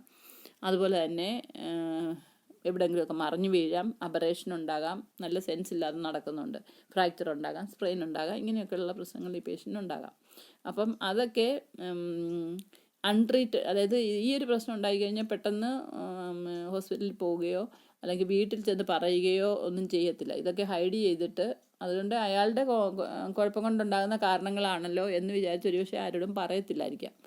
അതുകൊണ്ടായിരിക്കാം ഈ പറയുന്ന പേഴ്സൺസിന് എവിഡൻസ് ഓഫ് അൺട്രീറ്റഡ് ഇഞ്ചുറീസ് ഉണ്ടാകുന്നത്. ഓക്കെ. പിന്നെ usually high tolerance of sedatives and opioids. അതായത് ഈ പറയുന്ന ലഹരി വസ്തുക്കൾ ഇപ്പോൾ നമ്മുടെ ബോധം കെടുത്താൻ വേണ്ടിയോ, അല്ലെങ്കിൽ ഇപ്പോൾ ശരിക്കും പെയിനുള്ള ഒരു പേഷ്യൻ്റ് ആ പെയിൻ മാറാൻ വേണ്ടിയുള്ള ഒരു മെഡിസിനൊക്കെ കൊടുത്തു കഴിഞ്ഞാൽ ഈ പേഷ്യൻ്റ് അത് ഇഫക്റ്റീവ് ആകത്തില്ല. അതുപോലെ തന്നെ ഇഞ്ചക്ഷൻ കൊടുത്താലോ ഓപ്പിയോയിഡ്സ് കണ്ടെയ്നിങ് സബ്സ്റ്റൻസ്, സെഡേറ്റീവ്സ്, ഇതൊന്നും കൊടുത്തു കഴിഞ്ഞാൽ പേഷ്യന് വലിയ ഇഫക്റ്റീവ്നെസ് കിട്ടത്തില്ല. അതാണ് പറഞ്ഞ് unusually high tolerance four sedatives and opioids എന്ന് പറയുന്നത്. ഓക്കെ. പിന്നെ nutritional deficiency, especially vitamins and mineral deficiency. അതെന്താണെന്ന് ചോദിച്ചാൽ നമ്മൾ ആദ്യമേ സിംറ്റത്തിൽ പഠിച്ചില്ല. ആദ്യമേ പേഷ്യൻറ്റിന് ഡിസ്പെപ്സിയ, അനറക്സിയ അങ്ങനെയൊക്കെ ഉണ്ടാകും. കാരണം അവർക്ക് മദ്യം കഴിച്ചു കഴിഞ്ഞാൽ ആ മദ്യം ആ വ്യക്തിയുടെ വിശപ്പിനെ ഒത്തിരി അഡ്വേഴ്സായിട്ട് ബാധിക്കും. അങ്ങനെയുള്ളപ്പോൾ പേഷ്യൻ്റ് പിന്നെ ഫുഡ് കഴിക്കണമെന്നുള്ള തോന്നലുണ്ടാകത്തില്ല. അതുകൊണ്ട് അവർ ആവശ്യത്തിന് ഫുഡ് കഴിക്കത്തില്ല. അപ്പോൾ അങ്ങനെ വരുമ്പോൾ അവർക്ക് ന്യൂട്രീഷണൽ ഡെഫിഷ്യൻസി ഉണ്ടാകാം. പ്രത്യേകിച്ച് നമുക്കറിയാമല്ലോ GI ട്രാക്റ്റിൽ ഒത്തിരി വൈറ്റമിൻ സിന്തസിസും ഒക്കെ നടക്കുന്നതാണ് അല്ലേ. അവിടെ ഒത്തിരി നോർമൽ ബാക്ടീരിയ ഉണ്ട്. അതിൻ്റെ ഹെൽപ്പോടെ പല വൈറ്റമിൻ കണ്ടെയ്നിങ് സാധനങ്ങളൊക്കെ അത് ഈ ബാക്ടീരിയയുടെ ഹെൽപ്പോടൊക്കെ ഉൽപ്പാദിപ്പിക്കപ്പെടുന്നതൊക്കെ ഉണ്ട്. അതൊന്നും ഈ ആൽക്കഹോൾ ചെല്ലുന്ന സ്റ്റൊമക്കിൽ കാണാൻ വഴിയില്ല. അപ്പോൾ അങ്ങനെയുള്ളപ്പോഴും ന്യൂട്രീഷണൽ ഡെഫിഷ്യൻസി കാണിക്കാം. അതുകൂടാതെ തന്നെ പേഷ്യൻ്റ് ആവശ്യത്തിന് ഭക്ഷണം കഴിക്കത്തില്ല. നമ്മൾ സാധാരണ യൂഷ്വലി ഏത് ആൽക്കഹോളിക്കിനെ കണ്ടാലും അവരൊത്തിരി ഒരു മാൽനറിഷ്ഡ് ലുക്ക് അല്ലെങ്കിൽ ഒരു ലീൻ ബോഡിയൊക്കെയാണ് മജോറിറ്റിയിലും കാണപ്പെടുന്നത്. Okay, that is due to this problem, especially nutritional deficiency. Okay, പിന്നെ സീക്രട്ടീവ് ബിഹേവിയർ എന്ന് പറഞ്ഞാൽ അവരുടെ ബിഹേവിയറിൽ എപ്പോഴും അവർ ഒരു ശകലം എന്താ പറയുന്നത്, എല്ലാം മറ്റുള്ളവരെ അറിയാതിരിക്കാനുള്ള ഒരു ബിഹേവിയർ പല കാര്യങ്ങളിലും അവർ കാണിക്കും. അതായത് സീക്രട്ടീവ് ബിഹേവിയർ എന്ന് പറഞ്ഞാൽ ഒരു പക്ഷേ അവരുടെ കയ്യിൽ മദ്യം ഉണ്ടാകാം. അത് വീട്ടിലാരും കാണാത്ത കാര്യത്തിൽ എവിടെയെങ്കിലുമൊക്കെ ഒളിച്ചു വെക്കുക അല്ലെങ്കിൽ എവിടെയെങ്കിലുമൊക്കെ പൂഴ്ത്തി വെക്കുകയാണ്, മറ്റുള്ളവർ കണ്ടുപിടിക്കാത്ത രീതിയിൽ. അതുപോലെ തന്നെ എത്രമാത്രം കഴിക്കുന്നുണ്ട്, ഏതൊക്കെ മദ്യമാണ് കഴിക്കുന്നത്, എപ്പോഴൊക്കെയാണ് കഴിക്കുന്നത്, ഇങ്ങനെയുള്ള കാര്യങ്ങളൊന്നും ആര് ചോദിച്ചാലും ക്ലിയറായിട്ട് പറയത്തില്ല. He will be secretive in how much he is taking, what type he is taking, where from he is taking alcohol, ഏതൊക്കെ കൂട്ടുകാരുടെ കൂട്ടത്തിലിരുന്നാൽ കുടിക്കുന്നത്, കൂട്ടുകാരാരെങ്കിലും ഉണ്ടോ, ഇങ്ങനെയുള്ള കാര്യങ്ങളൊന്നും തന്നെ മറ്റുള്ളവരോടൊന്നും ഡിസ്ക്ലോസ് ചെയ്യത്തില്ല. അവർ ആ കാര്യത്തിലൊക്കെ വളരെ സീക്രട്ടീവ് ആയിരിക്കും. മദ്യം എവിടുന്ന വാങ്ങിക്കുന്നത്, എവിടെ പോയാൽ കഴിക്കുന്നത്, എത്രമാത്രം കഴിക്കുന്നു, ഏത് മദ്യമാണ് കഴിക്കുന്നത്, ആരുടെയെങ്കിലും കൂട്ടത്തിലിരുന്നാണോ കഴിക്കുന്നത്, ഇങ്ങനെയുള്ള കാര്യങ്ങളൊന്നും ചോദിച്ചാലൊന്നും അവർ ക്ലിയർ ആൻസറും പറയത്തില്ല. അതാണ് പറയുന്നത്, it is a secretive behaviour and they may attempt to hide the disorder or alcohol transaction and supply. അതാണല്ലോ നേരത്തെ മുറിവുകളൊക്കെ സംഭവിച്ചാലും ആരോട് പറയത്തില്ല. അൺട്രീറ്റഡ് ഇഞ്ചുറീസ് പേഷ്യൻറ്റിന് ഉണ്ടാകുമെന്ന് പറയുന്നതിനുള്ള കാരണം അത് തന്നെയാണ്. അയാൾ സീക്രട്ടീവ് ആണ്, ഞാൻ മറിഞ്ഞു വീണാണെന്നോ ഇങ്ങനെയുള്ള എങ്ങനെയായി സംഭവിച്ചതെന്ന് ചോദിച്ചു കഴിഞ്ഞാലൊന്നും പറയത്തില്ല ആരോടും. അതാണ് സീക്രട്ടീവ് ബിഹേവിയർ എന്ന് പറയുന്നത്. ഓക്കെ, പിന്നെ അതുകൂടാതെ consumption of alcohol containing substances, അതായത് ആൽക്കഹോൾ തന്നെയല്ല, ചിലപ്പോൾ ആൽക്കഹോൾ കിട്ടാതെ വരുമ്പോൾ ആൽക്കഹോൾ കണ്ടെയ്നിങ് സബ്സ്റ്റൻസസ്, അതായത് after shave lotion, hair spray, ഇങ്ങനെയൊക്കെയുള്ള എടുത്ത് ഉപയോഗിക്കും. മനസ്സിലായോ? അതിനകത്ത് അവർക്ക് ശകലം ആൽക്കഹോൾ കണ്ടൻറ്റ് അതിനകത്തുണ്ട്. അതുകൊണ്ടാണ് അങ്ങനെയുള്ള സാധനങ്ങൾ എടുത്ത് ഉപയോഗിക്കുന്നത്. Okay, alcohol containing substances such as after shave lotions, അതായത് ഷേവ് ചെയ്തതിന് ശേഷം മുഖത്തൊക്കെ പറ്റുന്ന ഒരു ലോഷൻ ഉണ്ടല്ലോ അത്, പിന്നെ ഹെയർ സ്പ്രേ, ഇങ്ങനെയൊക്കെയുള്ളത് എടുത്ത് ഉപയോഗിച്ച് കളയും. പിന്നെ ഡിനയൽ പ്രോബ്ലം, അതായത് ഇപ്പം അവരെല്ലാം എപ്പോഴും ഒരു ശരിയായ കാര്യങ്ങൾ പറയത്തില്ല, സീക്രട്ടീവ് ആണ്. എല്ലാം അവർ എന്ത് ചോദിച്ചാലും അതിനോടൊന്നും പ്രോപ്പർലി ഒരു പ്രതികരിക്കാത്ത അവസ്ഥ. എന്ത് ചോദിച്ചാലും ഇല്ല, അല്ല എന്നൊക്കെ പറയത്തുള്ളൂ. അപ്പോൾ ഇന്നൊരു ദിവസം വീട്ടിൽ വരുന്ന ഒരു ഗൃഹനാഥൻ വീട്ടിലുള്ളവരിക്കുക, അപ്പോൾ തന്നെ സ്മെല്ലുണ്ടാകാം, ആൽക്കഹോൾ കഴിച്ചെന്ന് തോന്നുന്ന ബിഹേവിയർ അയാളിലുണ്ടാകാം. വീട്ടിലാരെങ്കിലും ചോദിച്ചാൽ പറയും ഞാൻ കുടിച്ചില്ല, എനിക്കറിയത്തില്ല, എങ്ങനെ പറയത്തുള്ളൂ. മനസ്സിലായോ? അപ്പോൾ അങ്ങനെയുള്ള ഒരു ഡിനയൽ പ്രോബ്ലം, ഒരിക്കലും ആൽക്കഹോൾ കഴിക്കുന്നെന്നോ അതിൻ്റേതായ കോംപ്ലിക്കേഷൻ എന്തെങ്കിലും അയാൾ സഫർ ചെയ്യുന്നെന്നോ അങ്ങനെയുള്ള റിയലായിട്ടുള്ള കാര്യങ്ങളൊന്നും തന്നെ സമ്മതിച്ചു തരത്തില്ല. That is called denial problem. Okay, പിന്നെ ഒരു ബിഹേവിയറൽ അബ്നോർമാലിറ്റി ആണല്ലോ. ശരിയായ സത്യം പറയത്തില്ല, ശരിയായ കാര്യങ്ങൾ തരത്തില്ല, പ്രോപ്പർ ഇൻഫർമേഷൻ തരത്തില്ല. അതുകൊണ്ടാണ് ഇവരുടെ ഈ ഒരു ഇതിന് ഒത്തിരി കോംപ്ലിക്കേഷൻ ഉണ്ടാകാനുള്ള കാരണം അതുകൊണ്ട് തന്നെയാണ്. ഇപ്പം നമ്മൾ ഒരു വ്യക്തിയുടെ ഒരു ഡിസീസ് കണ്ടീഷൻ മനസ്സിലാകണമെങ്കിൽ പ്രോപ്പർലി അവരെ അസസ് ചെയ്യണമെന്ന് നമ്മൾ പഠിച്ചിട്ടുണ്ട് അല്ലേ. ആ അസസ്മെൻറ്റ് ഈ വ്യക്തിയുടെ കാര്യത്തിൽ വളരെ ഡിഫിക്കൽട്ടാണ്. കാരണം അവരൊരിക്കലും ശരിയായിട്ടുള്ള കാര്യവും സത്യമായിട്ടുള്ള കാര്യവും ആയിരിക്കത്തില്ല പറയുന്നത്. എന്തുകൊണ്ടാണ്? ആൽക്കഹോൾ കഴിക്കുന്നത് തന്നെ ഒരു ബാഡ് ഹാബിറ്റ് ആണെന്നും അതിന് ഒത്തിരി പ്രോബ്ലംസും കോംപ്ലിക്കേഷനും ഉണ്ടെന്ന് അവർക്ക് തന്നെ അറിയാം. അപ്പോൾ അങ്ങനെ ഒരു കാര്യം അവർ ചെയ്യുന്നു എന്നുള്ളത് അവർ മാനസികമായിട്ട് അവർ തന്നെ അംഗീകരിക്കുകയും മറ്റുള്ളവരുടെ മുമ്പിൽ അത് പ്രസൻറ്റ് ചെയ്യുകയും ചെയ്യത്തില്ല. അതുകൊണ്ടാണ് ഈ പറയുന്ന ഡിനയൽ പ്രോബ്ലവും സീക്രട്ടീവ്നെസ്സും ഒക്കെ വരുന്നത്. കാരണം അവർ ചെയ്യുന്ന ഒരു മോശമായ കാര്യം അത് മറ്റുള്ളവർ അറിയണ്ട, ഞാൻ മാത്രം അറിഞ്ഞാൽ മതി. അതുകൊണ്ട് അവരൊരിക്കലും ഞാനൊരു മോശം സ്വഭാവമുള്ളൊരു വ്യക്തിയാണ് എന്ന തരത്തിൽ മറ്റുള്ളവരുടെ മുമ്പിൽ പ്രസൻറ്റ് ചെയ്യാൻ അവരിഷ്ടപ്പെടുന്നില്ല. അതുകൊണ്ടാണ് അവർ ഈ ഡിനയൽ പ്രോബ്ലം വരുന്നതും അതുപോലെ തന്നെ സീക്രട്ടീവ്നെസ് ഒക്കെ കാണിക്കുന്നതും. ഓക്കെ, പിന്നെ tendency to blame others and rationalise problem possibly displacing anger, guilt, inadequacy into others. അതായത് ഇത് അവരുടെ എന്ത് പ്രശ്നങ്ങളുണ്ടായാലും അതൊന്നും സ്വന്തം കുഴപ്പം കൊണ്ടല്ല, മറ്റുള്ളവരുടെ തലയിൽ കെട്ടിവെക്കാനുള്ള ഒരു പ്രത്യേക ഇൻട്രസ്റ്റിംഗ് ടെൻഡൻസി അവർ കാണിക്കും. അതായത് ഇതിന് ഒത്തിരി കോംപ്ലിക്കേഷൻ വരാം. അത് അങ്ങനെ വന്നാൽ പോലും ഇപ്പോൾ ഹസ്ബൻഡ് പറയും ഭാര്യയുടെ ഇന്ന കുഴപ്പങ്ങളും ഭാര്യയുടെ കുഴപ്പം കൊണ്ടാണ് ഇതെല്ലാം, ഞാനൊരു കുടിയനായതും എൻ്റെ കുടിക്ക് ഉത്തരവാദി അവളാണ് എന്നൊക്കെ പറയത്തുള്ളൂ. മനസ്സിലായോ? അതാണ് പറയുന്നത് tendency to blame others and rationalise problem. അതായത് അവർ ചെയ്യുന്നത് ന്യായീകരിക്കാൻ അവരെപ്പോഴും ശ്രമിക്കും. എന്തുകൊണ്ടാണ് അവർ ആൽക്കഹോൾ ഉപയോഗിക്കുന്നതിനുള്ള പല പല ന്യായീകരണങ്ങൾ അവർ കണ്ടെത്തും. Okay, possibly displacing anger, guilt, inadequacy into others. ഇതൊക്കെ അവരുടെ കുഴപ്പങ്ങളാണ്. ഗിൽറ്റ്, ഇൻഅഡിക്വസി, ആങ്കർ, ഇങ്ങനെയുള്ള കാര്യങ്ങളൊക്കെ മറ്റുള്ളവരുടെ തലയിൽ മറ്റുള്ളവരിലോട്ട് വയ്ക്കാൻ അവർ ശ്രമിക്കും. അപ്പോൾ ഇത്രയാണ് മെയിൻലി സയൻസ് ആൻഡ് സിംറ്റംസ് ആയിട്ട് ഉള്ളത്. ഓക്കെ, അപ്പോൾ ഒരുപാട് കാര്യങ്ങൾ നമ്മളിപ്പോൾ പറഞ്ഞല്ലോ. ഇത് നമ്മളെന്നും നമ്മുടെ ഇപ്പോൾ നാട്ടിൽ ഇത് ഒത്തിരി കോമൺ ആയിട്ടുള്ളൊരു സോഷ്യൽ ഇഷ്യൂ ആയതുകൊണ്ട് മിക്കവർക്കും അറിയാം ഒരു ആൽക്കഹോൾ എടുക്കുന്ന ഒരാളിൻ്റെ എന്തൊക്കെയായിരിക്കും അയാളുടെ സിംറ്റമറ്റോളജി എന്ന്.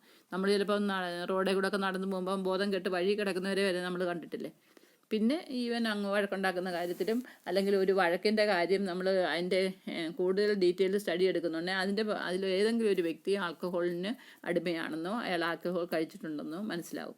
പിന്നെ റോഡ് ട്രാഫിക് ആക്സിഡൻ്റ് ഒക്കെ എടുത്തു കഴിഞ്ഞാൽ തന്നെ എത്രമാത്രം നിരപരാധികളാണ് ഈ പറയുന്ന ADS ഉള്ള വ്യക്തികൾ മൂലം കൊല്ലപ്പെടുന്നത്.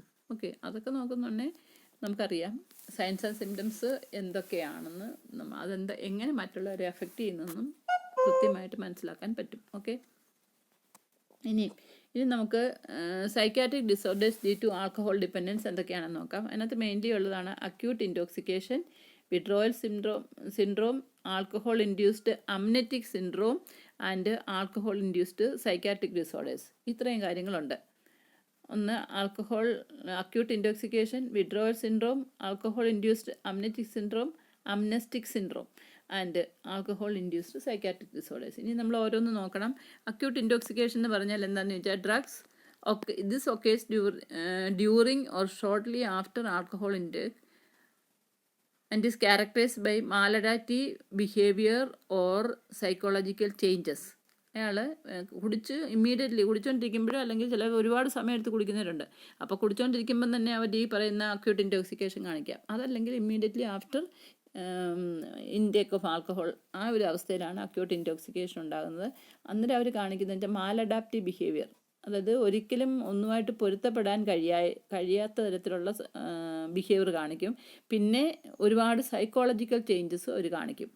ഈ സൈക്കോളജിക്കൽ ചേഞ്ചസ് എന്തൊക്കെയാണെന്ന് വെച്ചാൽ inappropriate sexual or aggressive behaviour, mood lability, impaired judgement, slurred speech, incoordination, unsteady gait, nystagmus, impaired attention and memory, finally resulting in stupor or coma. ഇത്രയും കാര്യങ്ങൾ ഈ പേഷ്യൻ്റ് അക്യൂട്ട് ഇൻടോക്സിക്കേഷൻ്റെ ഭാഗമായിട്ട് കാണിക്കാം.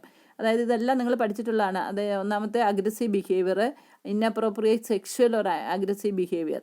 അതായത് നമ്മൾ മൊറാലിറ്റി, സെക്സുമായിട്ട് റിലേറ്റ് ചെയ്ത് മനുഷ്യർ പാലിക്കേണ്ട പല പല കാര്യങ്ങളുണ്ട്. അതൊക്കെ പാലിക്കാൻ ഈ വ്യക്തി വിട്ടുപോവുക. മനസ്സിലായോ? അപ്പോൾ സെക്ഷൽ ഇൻഅപ്രോപ്രിയേറ്റ്നെസ് കാണിക്കാം. പിന്നെ അഗ്രസീവ് ബിഹേവിയർ, ആക്രമണ സ്വഭാവം. പിന്നെ മൂഡ് ലേബിലിറ്റി, അത് നമുക്കറിയാലോ, മാനസികാവസ്ഥയിൽ വൈകാരികമായ ചേഞ്ച് കാണിക്കുക. പിന്നെ ഇമ്പേർഡ് ജഡ്ജ്മെൻറ്റ്, നല്ലപോലെ തീരുമാനങ്ങൾ എടുക്കാനുള്ള കഴിവില്ലായ്മ. ശരിക്കും പറഞ്ഞാൽ ശരിയേത് തെറ്റേതെന്ന് മനസ്സിലാക്കി അതിൻ്റെ ബേസിസിലാണ് എല്ലാവരും സാധാരണ ഓരോ തീരുമാനങ്ങളും എടുക്കുന്നത്.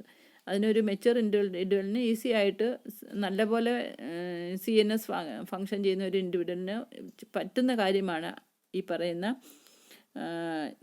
ജഡ്ജ്മെൻറ്റ് എന്ന് പറയുന്നത്. പക്ഷേ ഈ വ്യക്തിക്ക് അത് പോസിബിൾ ആകുന്നില്ല. കാരണം എന്തുകൊണ്ടാണ്?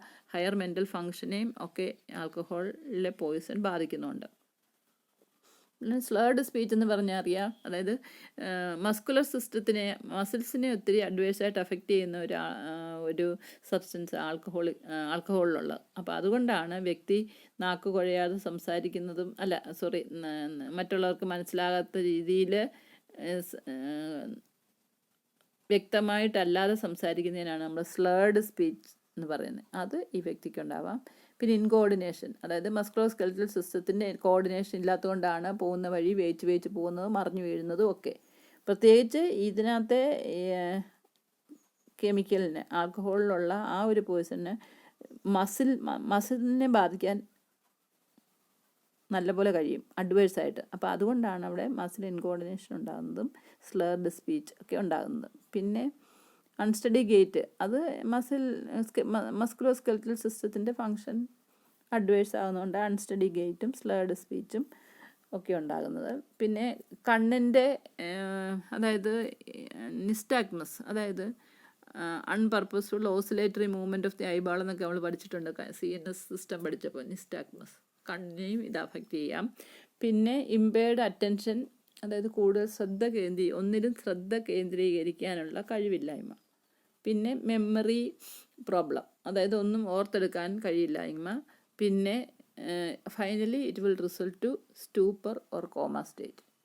മനസ്സിലായോ? അപ്പോൾ ഇത്രയാണ് അക്യൂട്ട് ഇൻടോക്സിക്കേഷൻ്റെ സിംറ്റംസ്. അപ്പോൾ ഇതൊക്കെ ഷോർട്ട് നോട്ടിനൊക്കെ ചോദിച്ചു കഴിഞ്ഞാൽ നിങ്ങൾക്ക് എഴുതാൻ അറിയണം. ഇതൊക്കെ എക്സ്പ്ലെയിൻ ചെയ്ത് എഴുതാൻ പറ്റുന്ന കാര്യമാണ്. എന്താണ് മൂഡ് ലാബിലിറ്റി, ഇമ്പയർഡ് ജഡ്ജ്മെൻറ്റ് എന്ന് പറഞ്ഞാൽ എന്താണ്, സ്ലർഡ് സ്പീച്ച് എന്ന് പറഞ്ഞാൽ, ഇതൊക്കെ ഓരോരോ സെൻറ്റൻസ് എഴുതി ഈ ഒരു കാര്യം എഴുതി കഴിയുമ്പോഴത്തേക്ക് നമുക്ക് തീർച്ചയായിട്ടും ഒരു ഷോർട്ട് നോട്ടിന് എഴുതാനുള്ള നോട്ടാകും. ഈ ഓരോ സിംറ്റംസും നമ്മൾ പഠിക്കുന്നത് തന്നെയാണ്. പലപ്പോഴത്തും പല ഇതുവരെയുള്ള പഠിച്ച മെഡിക്കൽ സബ്ജക്റ്റും ഒക്കെ നമ്മൾ പഠിച്ചിട്ടുള്ളതും ആണല്ലോ. പിന്നെ ഇനിയും വിഡ്രോവൽ സിൻഡ്രോമാണ് അടുത്തത്. ഓക്കെ, അതെങ്ങനെയാണെന്ന് ചോദിച്ചാൽ it occurs in person who have been drinking heavily for a prolonged period and any rapid decrease in the amount of alcohol in the body is likely to produce withdrawal symptom. അതായത് ഒരു വ്യക്തി കുറച്ച് നാളായിട്ട് alcohol എടുത്തുകൊണ്ടിരിക്കുന്ന ആളാണെങ്കിൽ അയാളുടെ രക്തത്തിൽ എപ്പോഴും ആൽക്കഹോളിൻ്റെ ഒരു പർട്ടിക്കുലർ കോൺസെൻട്രേഷൻ എപ്പോഴും ഉണ്ടാകും. മനസ്സിലായോ? ആ കോൺസെൻട്രേഷൻ എന്ന് പറഞ്ഞാൽ ആ ബ്ലഡിൻ്റെ ഒരു കണ്ടൻറ്റിൻ്റെ ഭാഗമായിട്ട് ആൽക്കഹോളുണ്ട്. അങ്ങനെയുള്ള ഒരു വ്യക്തി പെട്ടെന്ന് അയാളുടെ കഴിക്കുന്ന മദ്യത്തിൻ്റെ അളവിൽ കുറവ് വരുത്തുകയോ കംപ്ലീറ്റ്ലി ഉപേക്ഷിക്കുകയോ ചെയ്യുമ്പോൾ ആ വ്യക്തി കാണിക്കുന്ന പ്രത്യേകതരം ബിഹേവിയർ പാറ്റേണിനെയാണ് വിഡ്രോവൽ സിൻഡ്രോം എന്ന് പറയുന്നത്. മനസ്സിലായോ? അതായത് symptomatology shown by the person who is either reducing the amount of alcohol or completely stopping the alcohol but he was taking it regularly since long time. വർഷങ്ങളായിട്ട് ആൽക്കഹോൾ ഉപയോഗിച്ചുകൊണ്ടിരുന്ന ഒരാൾ പെട്ടെന്ന് alcohol എടുക്കുന്ന ക്വാണ്ടിറ്റിയിൽ കുറവ് വരുത്തുകയോ ടോട്ടലി നിർത്തുകയോ ചെയ്യുമ്പോൾ അയാളിനുണ്ടാകുന്ന ആ ഒരു ഗ്രൂപ്പ് ഓഫ് സിംറ്റംസിനെയാണ് നമ്മൾ വിഡ്രോവൽ സിൻഡ്രോം എന്ന് പറയുന്നത്. ഓക്കെ, അത് പേരിൽ നിന്ന് നമുക്ക് വിഡ്രോ ചെയ്യാന്ന് വെച്ചാൽ വിമുക്തനാകുക എന്നാണല്ലോ അർത്ഥം.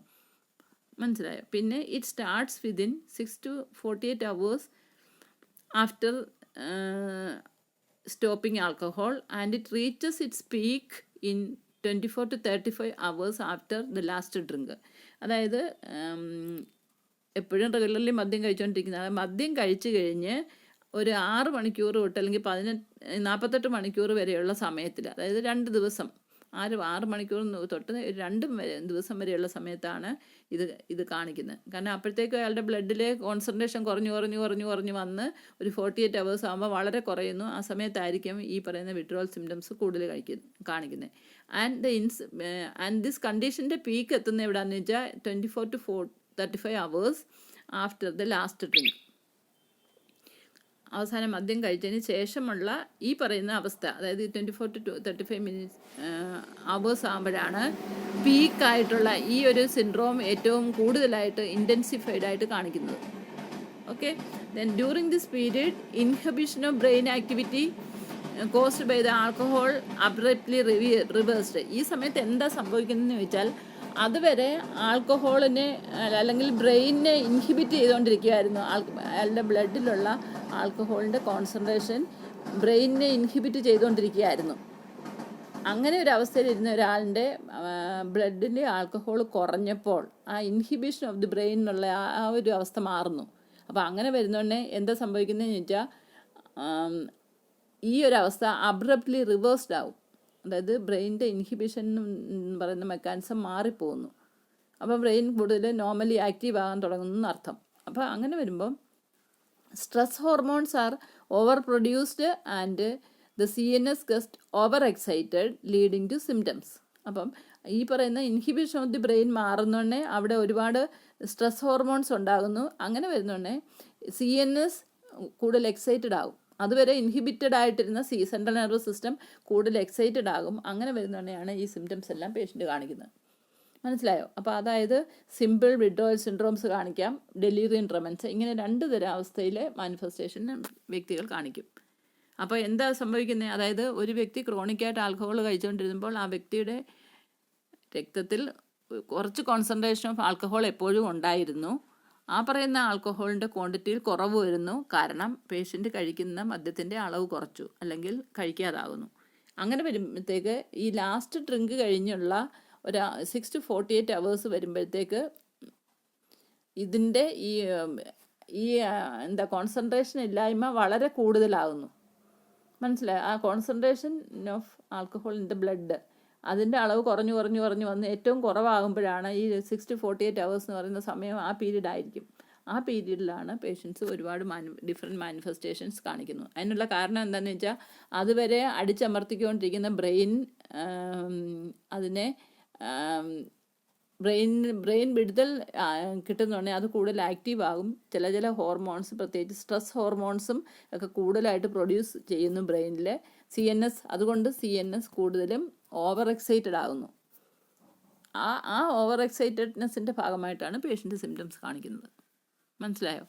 അപ്പോൾ അതുവരെ ബ്ലഡിലെ ആൽക്കഹോൾ കണ്ടൻറ്റ് ബ്രെയിനിനെ ഇൻഹിബിറ്റ് ചെയ്തുകൊണ്ടിരുന്ന ഒരാളിൽ പെട്ടെന്ന് മദ്യം കഴിക്കാതെ വരുമ്പോൾ, മദ്യത്തിൻ്റെ അളവ് കുറയുമ്പോൾ ഈ ഇൻഹിബിഷൻ മെക്കാനിസം കൊണ്ട് ബ്രെയിൻ റിവേഴ്സ്ഡ് ആകുന്നു.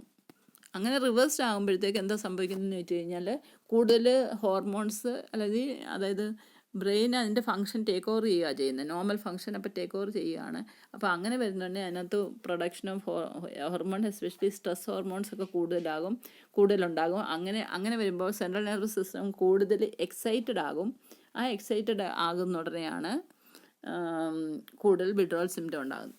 ഇപ്പം നമുക്കറിയാമല്ലോ, എവിടെയെങ്കിലും നമ്മളൊരു പിടിച്ചു വെച്ച പൂട്ടിയിടുക, കെട്ടിയിടുന്നതൊക്കെ പിടിച്ച് നിർത്തുക അല്ലെങ്കിൽ അമർത്തി വെച്ചിരുന്ന ഒരാളിനെ തുറന്നു വിടുമ്പോൾ എന്തൊക്കെ റിയാക്ഷനാണ് കാണിക്കുന്നത് നമുക്കറിയാം അല്ലേ? നമ്മൾ ചിലപ്പോൾ ഒരു തുടലെ കുറേ നേരം നമ്മളൊരു കൂട്ടിനകത്ത് പട്ടിയിട്ട് വളർത്തിയിട്ട് അതിനെ ഒന്ന് അഴിച്ചു വിടുമ്പോൾ അതിന് ഭയങ്കര ഇതാണ്. അത് ഓടുക, ചാടുക, ഒരുപാട് കാര്യങ്ങൾ കുറച്ച് നേരം കൊണ്ട് കാണിക്കാനൊക്കെ ശ്രമിക്കുമല്ലോ. അപ്പോൾ ഇൻഹിബിറ്റ് ചെയ്യപ്പെടുന്ന ഒരു വ്യക്തി എപ്പോഴും റിലീസ് ചെയ്യുമ്പോഴത്തെ ഓവർ ആക്റ്റീവ് ആകാൻ ശ്രമിക്കും.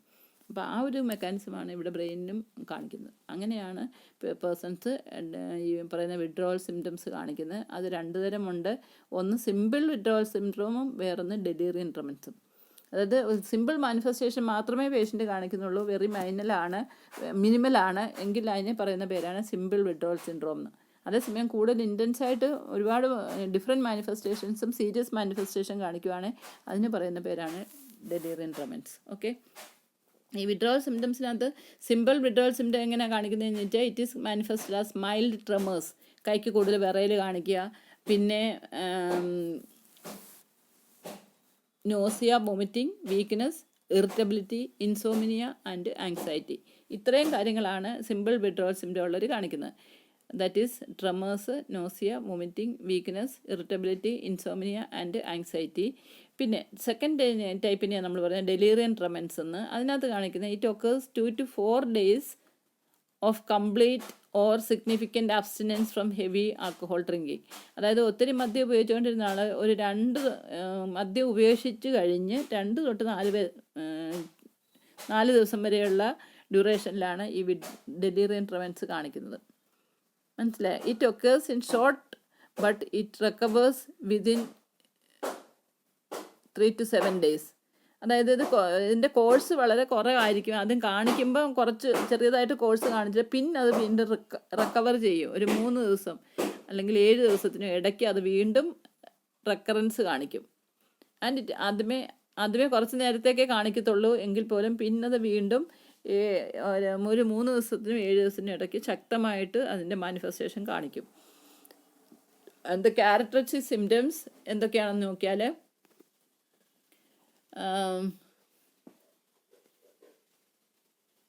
Symptoms such as Wernicke syndrome. അതായത് ഒരുപാട് മാനിഫെസ്റ്റേഷൻ ഇത് കാണിക്കാം. അതായത് ഇതൊക്കെ due to thiamine deficiency associated with chronic alcohol and it manifest as Wernicke syndrome, Korsakoff syndrome. ഇങ്ങനെയുള്ള ചില പ്രത്യേക തരത്തിൽ അതിൻ്റെ ക്യാരക്ടറിസ്റ്റിക് ഫീച്ചേഴ്സ് കാണിക്കുന്നത്.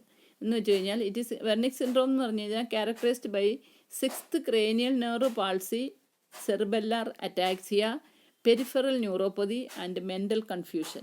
ഇത്രയും ക്യാരക്ടറിസ്റ്റിക് മാനിഫെസ്റ്റേഷൻ ആണ് പേഷ്യൻ്റ് കാണിക്കുന്നതെങ്കിൽ അതിന് പറയുന്ന പേരാണ് Wernicke syndrome. WERNICKS, Wernicke syndrome. അത് ആദ്യമായി കണ്ടുപിടിച്ചപ്പെട്ട ഒരാളിൻ്റെ പേരിലാണ് അത് ഇട്ടേക്കുന്നത്. അതുകൊണ്ട് തന്നെ വെർണിക് സിൻഡ്രോം എന്ന് പറയുന്നത്. പിന്നെ വേറെ കൊർസാക്കോസ് സിൻഡ്രോം എന്ന് പറയും. KORSAKOFFS, Korsakoff's syndrome. ഇത് പുതിയതായിട്ട് ഡിസ്ക്രൈബ് ചെയ്തൊരു വ്യക്തിയാണ്. ആ വ്യക്തിയുടെ പേരിലാണ് ഇത് ഇട്ടേക്കുന്നത്. It is characterised by gross memory disturbance, poor attention span, confusion and disorientation. ഇത്രയും കാര്യങ്ങളാണ് ഡെലിറിയം ട്രെമൻസിലെ മറ്റ് പ്രത്യേകതകൾ. അതിന് പറയുന്ന പേരാണ് കൊർസാക്കോസ് സിൻഡ്രോം. ആദ്യം പറഞ്ഞത് വെർണിക് സിൻഡ്രോം, രണ്ടാമത് പറഞ്ഞത് കൊർസാക്കോസ് സിൻഡ്രോം. ഇത് മാനിഫെസ്റ്റേഷൻസ് ഓഫ് ആൽക്കഹോൾ വിഡ്രോവൽ അല്ലെങ്കിൽ ഡെലിറിയം ട്രെമൻസ്.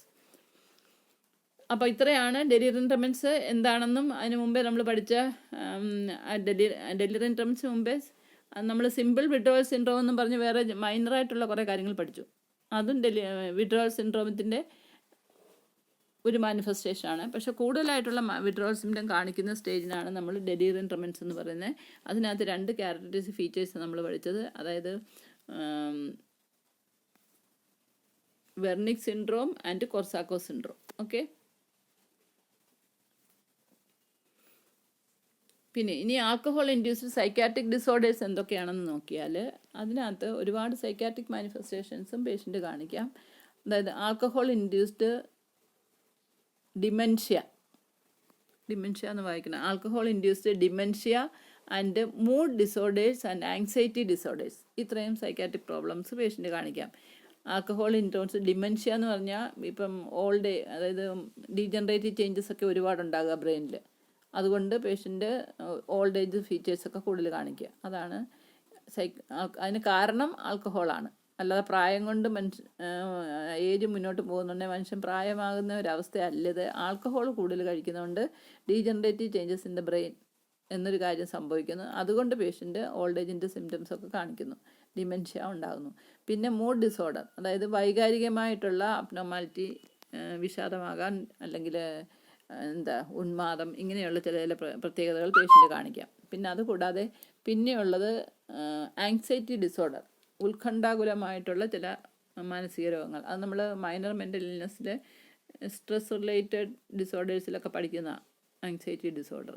പിന്നെ സൂയിസൈഡൽ ബിഹേവിയർ, എപ്പോഴും ആത്മഹത്യാ പ്രവണത എപ്പോഴും മനസ്സിൽ കൂടെ വരിക, അതിന് ട്രൈ ചെയ്യാനുള്ള ടെൻഡൻസി, ഇങ്ങനെയൊക്കെയുള്ള കാര്യം. പിന്നെ ഇമ്പേർഡ് സൈക്കോസെക്ഷൽ ഫങ്ഷൻ, അതായത് അവരുടെ ഇപ്പം നമ്മൾ സെക്ഷൽ ആക്ട് എന്ന് പറയുന്നത് നോർമലായിട്ടും അതിൻ്റേതായ രീതിയിൽ ഒരു പ്രൈമറി മെക്കാനിസമായിട്ടൊക്കെ പോകണമെങ്കിൽ തന്നെ അതിൻ്റേതായ ചില ഫിസിയോളജിയിലും അനാറ്റമിയിലും ഒക്കെ അതിൻ്റേതായ ചില പ്രത്യേകതകൾ ഉണ്ടാകണം, നോർമൽസി ഉണ്ടാകണം.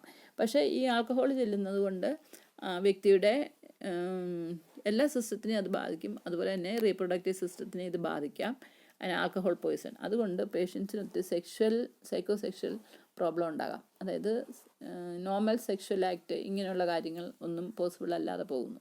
അതാണ് പറഞ്ഞത് ഇമ്പയർഡ് സൈക്കോസെക്ഷൽ ഫങ്ഷൻ. പിന്നെ നമ്മൾ അതിന് മുമ്പേ സെക്ഷൽ ഡിസ്ഫങ്ഷനൊക്കെ പഠിച്ചു. അതിനകത്ത് നമ്മൾ ഇറ്റിയോളജി പഠിച്ചപ്പം ഈ ആൽക്കഹോളിൻ്റെ ഒരു റോള് ഇറ്റിയോളജിക്കൽ ഫാക്ടർ നമ്മൾ പഠിച്ചതാണ്. ഓക്കെ, ദെൻ പത്തോളജിക്കൽ ജലസി, അതൊരു പ്രത്യേക സംഭവമാണ്. എന്താണെന്ന് ചോദിച്ചാൽ a delusion that the life partner is not faithful to him.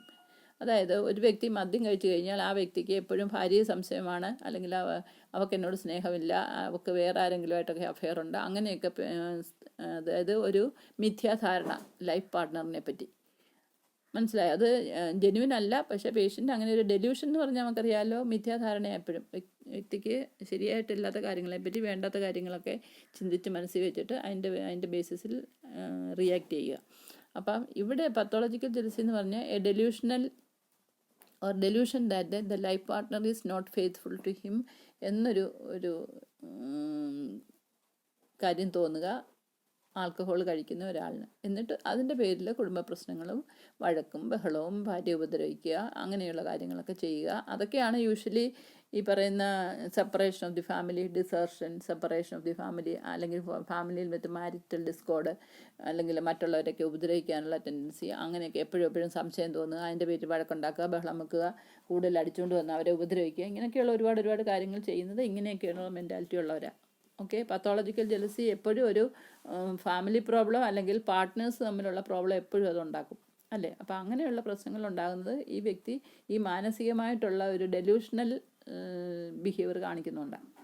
Okay, പിന്നെ ആൽക്കഹോൾ സീഷേഴ്സ്, അതായത് ആൽക്കഹോൾ കഴിച്ച് കഴിയുമ്പോൾ ഫിറ്റ്സ് ഉണ്ടാകുക, അല്ലെങ്കിൽ എപ്പിലെപ്റ്റിക് ടോണിക് ക്ലോണിക് ഫിറ്റ്സ് ഒക്കെ കാണിക്കുക, അതിന് റം ഫിറ്റ്സ് എന്ന് പറയും. It occurs within 12 to 48 hours after heavy drinking as convulsions like status epilepticus. അത് നമ്മൾ എന്താ മെഡിക്കൽ സർജിക്കലിലൊക്കെ നിങ്ങൾ കൺവൾസീവ് ഡിസോർഡറൊക്കെ പഠിക്കുന്നുണ്ടെങ്കിൽ സ്റ്റാറ്റസ് എപ്പിലെപ്റ്റിക്കസ് എന്ന് പറഞ്ഞൊരു കണ്ടീഷനെ പറ്റി പഠിക്കും. അതായത് കണ്ടിന്യൂസ്ലി പേഷ്യൻ്റ് ഫിറ്റ് വന്നുകൊണ്ടിരിക്കുകയാണ്, അത് ഇടയ്ക്ക് സ്റ്റോപ്പ് ആകാതെ തന്നെ ഇമ്മീഡിയറ്റ് ആയിട്ടുള്ള മെഡിസിനും ആൻറ്റി കൺവൾസൻറ്റും ഒക്കെ കൊടുത്താൽ പോലും പേഷ്യൻ്റ് പെട്ടെന്ന് അതിനോട് റിയാക്ട് ചെയ്ത് കണ്ടിന്യൂസ് ആയിട്ട് ഫിറ്റ് കാണിച്ചുകൊണ്ടിരിക്കുന്ന ഒരു അവസ്ഥയാണ് സ്റ്റാറ്റസ് എപ്പിലെപ്റ്റിക്കസ് എന്ന് പറയുന്നത്. അപ്പോൾ അങ്ങനെ ഒരു കണ്ടീഷൻ ഉണ്ടാകാനുള്ള സാധ്യതയും ആൽക്കഹോൾ കഴിക്കുന്നവർക്കുണ്ട്. ഓക്കെ, പിന്നെ ആൽക്കഹോളിക് ഹലൂസിനോസിസ്, അതായത് ഹലൂസിനേഷൻ എന്ന് പറഞ്ഞാൽ എന്താണെന്ന് നമ്മൾ പഠിച്ചല്ലോ. അതായത് ഇതിനകത്ത് പേഷ്യൻ്റ് ഒരുപാട് തരം ഹലൂസിനേഷനെ പറ്റി നമ്മൾ പഠിച്ചു. ഇതിനകത്ത് ഈ പേഷ്യൻ്റ് മെയിൻലി ഓഡിറ്ററി ഹലൂസിനേഷൻ ആയിരിക്കും.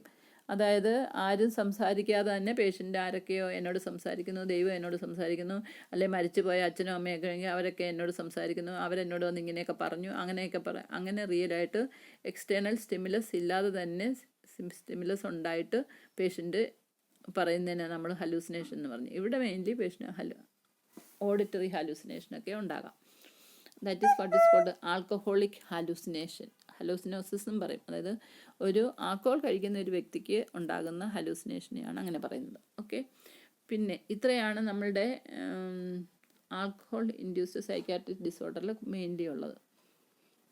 അതായത് dementia, alcohol induced dementia, alcohol induced mood disorder, anxiety disorder, suicidal behaviour, impaired psychosexual function, pathological jealousy, alcoholic seizures and alcoholic hallucinations. Okay, ഇനി കോംപ്ലിക്കേഷൻസ് ഓഫ് ആൽക്കഹോൾ അബ്യൂസ്. അതായത് എന്ന് പറഞ്ഞാൽ complication എന്ന് പറയുമ്പോൾ അത് വളരെ ബ്രോഡായിട്ടുള്ളൊരു ഭാഗമാണ്. അതായത് ആൽക്കഹോൾ കഴിക്കുന്നതുകൊണ്ട് ഒരു വ്യക്തിയെ ഫിസിക്കൽ കോംപ്ലിക്കേഷൻ ഉണ്ടാകാം. ആ ഫിസിക്കൽ കോംപ്ലിക്കേഷൻ എന്ന് പറയുമ്പോൾ അയാളുടെ ശരീരത്തിലെ എല്ലാ സിസ്റ്റംസിനെയും ഇത് അഫക്റ്റ് ചെയ്യും. അപ്പം കാർഡിയോവാസ്കുലർ ഡിസീസ് ഉണ്ടാകാം, റെസ്പിറേറ്ററി ഡിസീസ് ഉണ്ടാകാം, സ്കിൻ ഡിസീസ്, അങ്ങനെ ഓരോ സിസ്റ്റം ബേസ്ഡ് ഡിസീസ് ഒരുപാടുണ്ടാകും. മെയിൻലി ഗ്യാസ്ട്രോ ഇൻറ്റെസ്റ്റൈനൽ ട്രാക്റ്റിൽ ഒരുപാട് സിസ്റ്റം ബേസ്ഡ് ഡിസീസ് ഉണ്ടാകാം. പിന്നെ അതുകൂടാതെ ആ വ്യക്തിക്ക്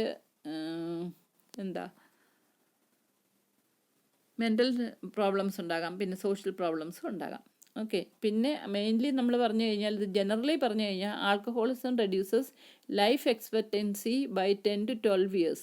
അതായത് ഒരു വ്യക്തിയുടെ നോർമൽ ലൈഫ് എക്സ്പെക്റ്റൻസിയെ അത് 10 അല്ലെങ്കിൽ 12 വർഷം കുറയ്ക്കാനുള്ള സാധ്യത. അപ്പം ഫോർ എക്സാമ്പിൾ 50 വയസ്സിൽ മരിക്കേണ്ട ഒരാൾ 38-40 ഒക്കെ വയസ്സാകുമ്പോഴേക്കെ മരിക്കാനുള്ള സാധ്യത കൂടുതലുണ്ടെന്ന്. അയാൾക്ക് അത്രയും നാളെ അയാൾ ജീവിച്ചിരിക്കത്തുള്ളൂ, കാരണം അത്രമാത്രം കോംപ്ലിക്കേഷൻസ് അയാൾക്കുണ്ട്. ഓക്കെ, പിന്നെയുള്ളത് earlier the onset start drinking the greater the chance to get serious complication. അതായത് നേരത്തെ കുടിച്ചുകൊണ്ടിരുന്ന ഒരു വ്യക്തിയാണ് അത്രയും അയാൾക്ക് ഈ കോംപ്ലിക്കേഷൻ ഉണ്ടാകാനുള്ള സാധ്യത കൂടുതലാണ്. കാരണം അന്ന് തൊട്ടേ അയാളുടെ ബോഡി ആൽക്കഹോളുമായിട്ട് ഫൈറ്റ് ചെയ്യുകയാണല്ലോ, അതുകൊണ്ട്.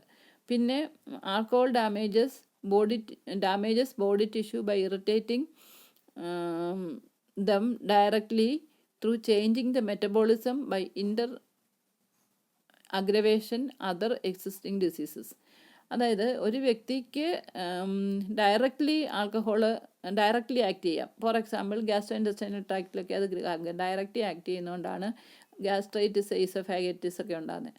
പിന്നെ അത് ബയോകെമിക്കൽ ചേഞ്ചസിനെ അല്ലെങ്കിൽ മെറ്റബോളിസത്തിന് വ്യത്യാസം വരുത്താം. അങ്ങനെയാണ് ലിവർ ഡിസീസും ഒക്കെ ഉണ്ടാകുന്നത്. പിന്നെ അതുകൂടാതെ തന്നെ വേറെ എന്തെങ്കിലും ഒരു ഡിസീസ് ഉള്ള ഒരാളാണെങ്കിൽ അതിനെ അഗ്രവേറ്റ് ചെയ്യാനും ആൽക്കഹോളിന് കഴിയും. ആൽക്കഹോളിൻ്റെ കോംപ്ലിക്കേഷൻ ഉണ്ട്. അതുകൂടാതെ തന്നെ വേറെ ഏതെങ്കിലും ഒരു ഡിസീസ് കണ്ടീഷൻ ഉള്ള ഒരു വ്യക്തിയാണ് ഈ ആൽക്കഹോൾ ഉപയോഗിക്കുന്നതെങ്കിൽ അയാൾക്ക് ഏത് രോഗമാണോ ഉള്ളത് അതിനെ അഗ്രവേറ്റ് ചെയ്യാനും ആൽക്കഹോളിന് കഴിവുണ്ട്.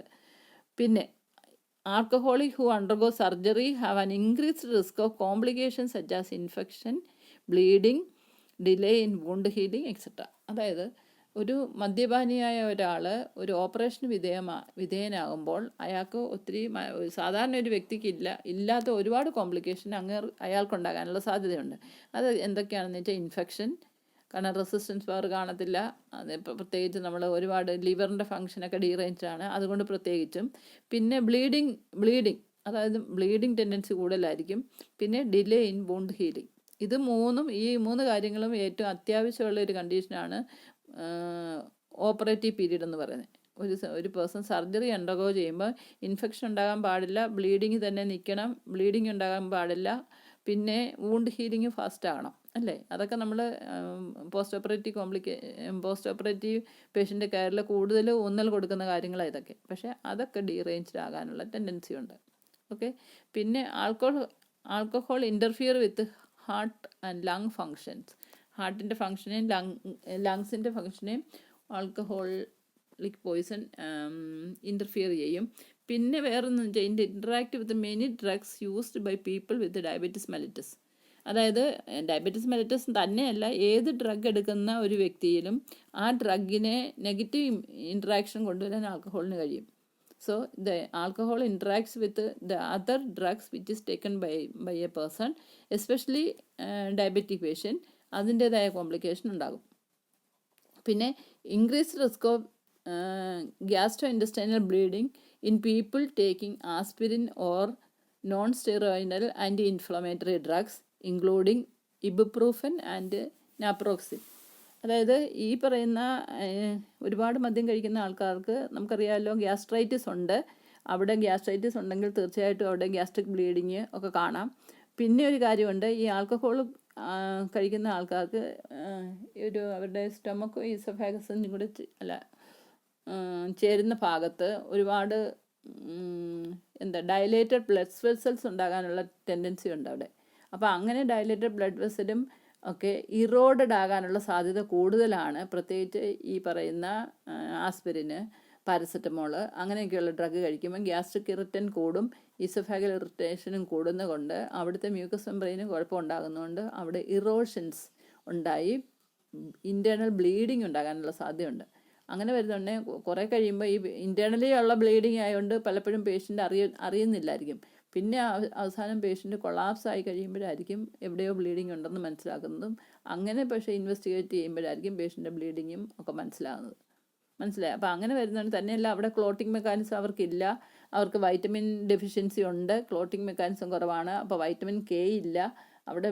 വൈറ്റമിൻ കെക്ക് ബ്ലീഡിങ് സ്റ്റോപ്പ് ചെയ്യുന്നതിൽ ഒരു ഇമ്പോർട്ടൻറ്റ് ഫങ്ഷൻ ഉണ്ട്. അപ്പോൾ വൈറ്റമിൻ കെ ഇല്ല. പിന്നെ അവർക്ക് മ്യൂക്കസ് മെംബ്രെയിൻ ഇറോഡഡ് ആയിരിക്കാം, ഇറിറ്റബിൾ ആണ് ഡ്യൂ ടു ഇൻഫ്ലമേഷൻ. അപ്പോൾ അങ്ങനെയൊക്കെ വരുമ്പോൾ ഈസോഫാഗസ് വേരിസസ് എന്ന് പറയുന്ന ഒരു കോംപ്ലിക്കേഷൻ സിറോസിസ് ഓഫ് ലിവറിൻ്റെ ഭാഗമായിട്ട് പേഷ്യൻ്റ് ഉണ്ടായിരിക്കാം. അപ്പോൾ ഇങ്ങനെയൊക്കെയുള്ള ഒരു കണ്ടീഷൻ ഇരിക്കുന്ന ഒരു പേഷ്യൻ്റ് ഒരു ആസ്പിരിനോ തലവേദനയോ എന്തെങ്കിലും വന്ന്, അല്ലെങ്കിൽ ഏതെങ്കിലും തരത്തിലൊരു പെയിൻ വന്ന് ഒരു ആസ്പിരിനോ അല്ലെങ്കിൽ ഒരു പാരസെറ്റമോളോ ഒക്കെ എടുത്ത് കഴിച്ചെന്നിരിക്കാം. പക്ഷേ അങ്ങനെ വരുന്നുണ്ടെങ്കിൽ അത് ഇൻറ്റേർണൽ ബ്ലീഡിങ് പേഷ്യൻസിനുണ്ടാകും. യൂഷ്വലി അവർക്ക് ഒത്തിരി മാസീവ് ബ്ലഡ് ലോസും ഒക്കെ ഉണ്ടാകും, അവരറിയപ്പെടാതെ പോകും. അങ്ങനെ പിന്നെ പേഷ്യൻ്റ് ഈ പറയുന്ന ബ്ലഡ് അകത്ത് കിടന്ന് ഡീകമ്പോസ് ചെയ്ത് അമോണിയ എന്ന് പറഞ്ഞൊരു സാധനം ഉണ്ടാകും. അതും ഒരു ബ്രെയിൻ ടോക്സിക് സാധനമാണ്. അങ്ങനെ പേഷ്യൻ്റ് കോമയിൽ പോകുന്നു, പേഷ്യൻ്റ് ഡെത്ത് ആകുന്നതൊക്കെ യൂഷ്വലി ഈ ആൽക്കഹോളിക്സ് ഡെത്ത് ആകുന്നതിൻ്റെ ഒരു കാരണമാണ് ഞാനീ പറഞ്ഞ പത്തോഫിസിയോളജിയിലുള്ളത്. ഓക്കെ.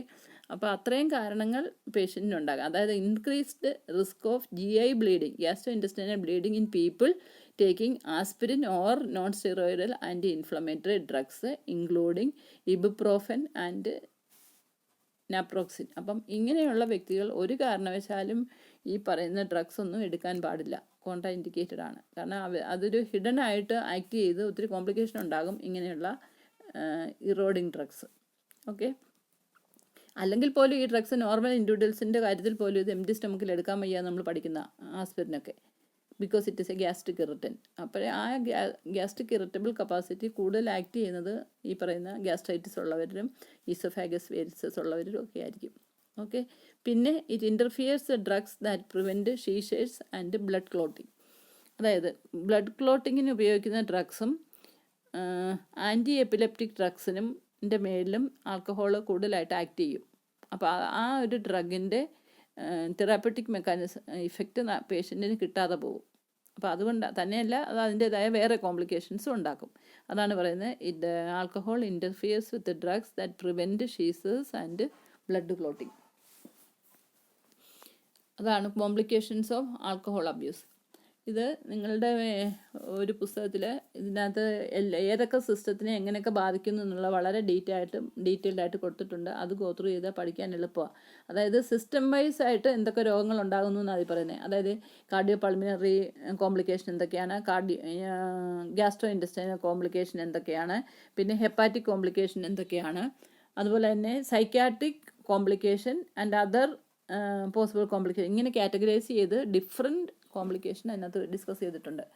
അത് നോക്കി പഠിക്കണം, അത് എളുപ്പമാണ്. ഞാൻ അതിനകത്ത് മെയിൻലി പറയുന്നത് കാർഡിയോ പൾമിനറി കോംപ്ലിക്കേഷൻ എന്ന് പറയുമ്പോൾ arrhythmias, cardio myopathy, essential hypertension, chronic obstructive pulmonary disorder, pneumonia, increased risk of tuberculosis, ഇത്രയും കാർഡിയോ പൾമിനറി കോംപ്ലിക്കേഷൻസ് ആണ് ഡ്യൂ ടു ആൽക്കഹോളിസം. പിന്നെ ഗ്യാസ്ട്രോ ഇൻറ്റസ്റ്റൈനൽ കോംപ്ലിക്കേഷൻസ് എന്തൊക്കെയാണെന്ന് ചോദിച്ചാൽ, ഗ്യാസ്ട്രോ ഇൻറ്റസ്റ്റൈനൽ സിസ്റ്റത്തിനെ ഇത് കൂടുതലും ബാധിക്കുന്നത്, അതിനകത്ത് ഡയറക്റ്റ് കോണ്ടാക്റ്റ് വരുന്ന സിസ്റ്റം അതാണല്ലോ ആൽക്കഹോളിക്കുമായിട്ട്. അപ്പോൾ അതിനകത്ത് chronic diarrhoea, oesophagitis, oesophageal cancer, oesophageal varices, gastric ulcers, gastritis, gastro intestinal bleeding, malabsorption and pancreatitis, ഇത്രയും കോംപ്ലിക്കേഷൻ ഗ്യാസ്ട്രോ ഇൻറ്റസ്റ്റൈനൽ ട്രാക്റ്റിൽ ഉണ്ടാകാം ഡ്യൂ ടു ആൽക്കഹോളിസം. പിന്നെ ഹെപ്പാറ്റിക് കോംപ്ലിക്കേഷൻസ് എന്ന് പറയുമ്പോൾ അതും ഗ്യാസ്ട്രോ ഇൻറ്റസ്റ്റൈനൽ ട്രാക്റ്റിൻ്റെ ഒരു ഭാഗമാണ്. എങ്കിൽ കൂടെ അത് പ്രത്യേകമായിട്ട് ഇവർ പറയുന്ന ആൽക്കഹോളിക് ഹെപ്പറ്റൈറ്റിസ്, പിന്നെ cirrhosis of liver, then fatty liver, ഇത്രയും കാര്യം ഹെപ്പാറ്റിക് കോംപ്ലിക്കേഷൻസ് ആയിട്ട് ഉണ്ടാകും.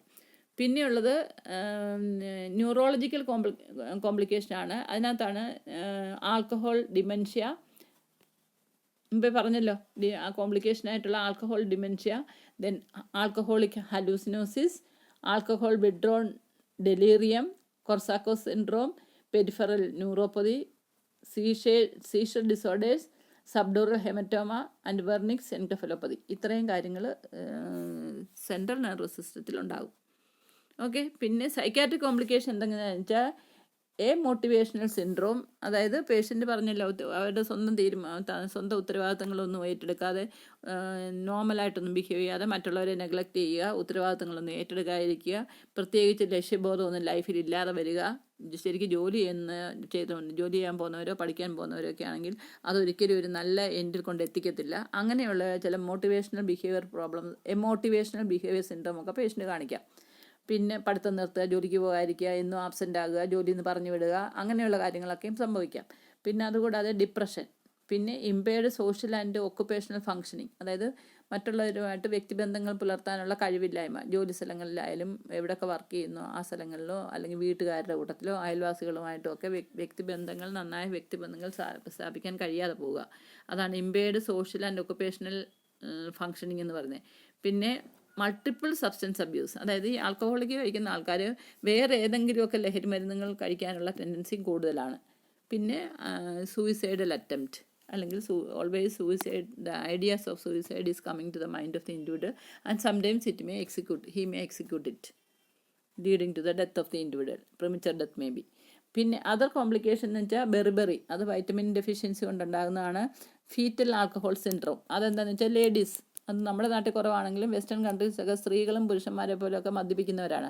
അപ്പം അവരുടെ ഗർഭപാത്രത്തിൽ കിടന്ന് വളരുന്ന കുട്ടികളിലും അതൊരുപാട് പ്രോബ്ലംസ് ഉണ്ടാകാം, which may result congenital manifestation and all. അതിന് പറയുന്ന പേരാണ് ഫീറ്റൽ ആൽക്കഹോൾ സിൻഡ്രോം എന്ന്. ഓക്കെ. പിന്നെ hypoglycaemia, leg and foot ulcers, അതെങ്ങനെ സംഭവിക്കുന്നതെന്ന് വെച്ച് കഴിഞ്ഞാൽ അവർക്ക് പലയിടത്തും മുറിവ് സംഭവിച്ചാലൊന്നും അവർക്ക് നല്ലപോലെ അറിവില്ലായിരിക്കും, കാരണം പെരിഫറൽ ന്യൂറോപ്പതി ഉണ്ട്. പിന്നെ നല്ല ബോധമില്ലാതെയും ഒക്കെ എവിടെയെങ്കിലും മറിഞ്ഞു വീഴുക, ഫ്രാക്ചർ സംഭവിക്കുക, മുറിയുക, ഇങ്ങനെയുള്ള പ്രശ്നമൊക്കെ വന്നു കഴിഞ്ഞാൽ അവരതൊന്നും പ്രോപ്പർലി ട്രീറ്റ് ചെയ്യത്തില്ല. പിന്നെ പ്രോസ്റ്ററ്റൈസ്, അതായത് പ്രോസ്റ്റേറ്റ് ഗ്ലാൻഡിൻ്റെ ഇൻഫ്ലമേഷൻ. പിന്നെ higher rate of death from injury or violence, higher rate of death from direct, അതായത് അവർക്ക് ഇമ്പൾസ് കൺട്രോളൊന്നും ഇല്ലായിരിക്കും, മറ്റുള്ളവരുമായിട്ട് പ്രശ്നം അങ്ങനെയൊക്കെ ഉള്ളപ്പോൾ ഡിസിഷൻ മേക്കിങ് പ്രോപ്പർ അല്ല, അപ്പം വേണ്ടുന്നിടത്തും വേണ്ടാത്തടത്തും എല്ലാം വഴക്കുണ്ടാക്കാനും ഒക്കെ അങ്ങ് ഇറങ്ങിത്തിരിക്കും. അപ്പോൾ അങ്ങനെയുള്ളപ്പോഴാണ് higher rate of death from injury or violence. പിന്നെ ആക്സിഡൻസ്, അതറിയാമല്ലോ, റോഡ് ട്രാഫിക് ആക്സിഡൻറ്റ്. അതായത് മദ്യപിച്ചിട്ട് വണ്ടി ഓടിക്കുക കൂടാതെ തന്നെ റോഡിൽ കൂടെ നടന്നു പോകുന്നവർ അവർ ട്രാഫിക് റൂളും കാര്യങ്ങളും ഒന്നും നോക്കത്തില്ല. ലൈറ്റ് കത്തുന്നതും ട്രാഫിക് സിഗ്നലും ഒന്നും അവർ ശ്രദ്ധിക്കത്തില്ല, കാണത്തില്ല. കണ്ടാലും മൈൻഡ് ചെയ്യാതെയൊക്കെ റോഡിൻ്റെ നടുക്കൂടെയൊക്കെ അങ്ങ് പോകും. മനസ്സിലായോ? അങ്ങനെയുള്ള റോഡ് ട്രാഫിക് ആക്സിഡൻസും ഉണ്ടാകാം. പിന്നെ ഡൊമസ്റ്റിക് വയലൻസ്, വീട്ടിലെ പ്രശ്നങ്ങളുണ്ടാകാം. നേരത്തെ പറഞ്ഞല്ലോ, നമ്മളൊരു പത്തോളജിക്കൽ ജലസിയെ പറ്റിയൊക്കെ പറഞ്ഞല്ലോ. അങ്ങനെയുള്ള കാര്യങ്ങളും അല്ലാതെ തന്നെ ചെയ്യേണ്ട ജോലികൾ ചെയ്യാതിരിക്കുക, കിട്ടുന്ന കാശ് മുഴുക്ക എടുത്ത് മദ്യം വാങ്ങിച്ച് കഴിക്കാൻ വേണ്ടി യൂട്ടിലൈസ് ചെയ്യുക. വീട്ടിൽ വേറെ ഉത്തരവാദിത്തങ്ങളൊന്നും നോക്കത്തില്ല. കുട്ടികളുണ്ടെങ്കിൽ അവരുടെ പ്രോപ്പർലി പഠിപ്പിക്കുന്നതിനെ പറ്റി ഗൈഡ് ചെയ്യുക, അഡ്വൈസ് കൊടുക്കുക, അല്ലെങ്കിൽ അവർക്ക് ഫീസ് കൊടുക്കുക. ഇതൊന്നും ചെയ്യാൻ അവർക്ക് ചിലപ്പോൾ പറ്റിയെന്നിരിക്കത്തില്ല. പിന്നെ ലൈഫ് പാർട്ട്ണറോട് എപ്പോഴും പ്രശ്നം ഉണ്ടാക്കുക, വഴക്കുണ്ടാക്കുക, ഇങ്ങനെയുള്ള കാര്യം. അത് it may lead to domestic violence. അപ്പോൾ ഇത്രയാണ് മെയിൻലി കോംപ്ലിക്കേഷൻസ് ഓഫ്, അതായത് diseases due to which occur as a complication of alcoholism എന്നുള്ള രീതിയിൽ നമ്മൾ പഠിക്കുന്നത്. ഓക്കെ, ഇനിയും എങ്ങനെയാണ് ഡയഗ്നോസിസ് നടത്തുന്നത് ആൽക്കഹോളിസത്തിന് നോക്കാം. അതിനകത്ത് ഒരുപാട് മൾട്ടിപ്പിൾ ടൂൾസ് ഉണ്ട് ആൽക്കഹോളിസത്തിനെ ഡയഗ്നോസ് ചെയ്യാൻ. അതായത് അതെന്തൊക്കെയാണെന്ന് ചോദിച്ചാൽ, first of all history of the patient collect ചെയ്യുക പ്രോപ്പർലി. എത്ര നാളായിട്ട് കുടിക്കുന്നു, എത്രമാത്രം ഒരു ദിവസം കുടിക്കുന്നുണ്ട്, അതിന് ഏത് സ്റ്റൈലിൽ അയാൾ കുടിക്കുന്നത്, അങ്ങനെയുള്ള പേഴ്സണൽ കാര്യങ്ങൾ റിലേറ്റഡ് ടു ഡ്രിങ്കിങ് മനസ്സിലാക്കണം.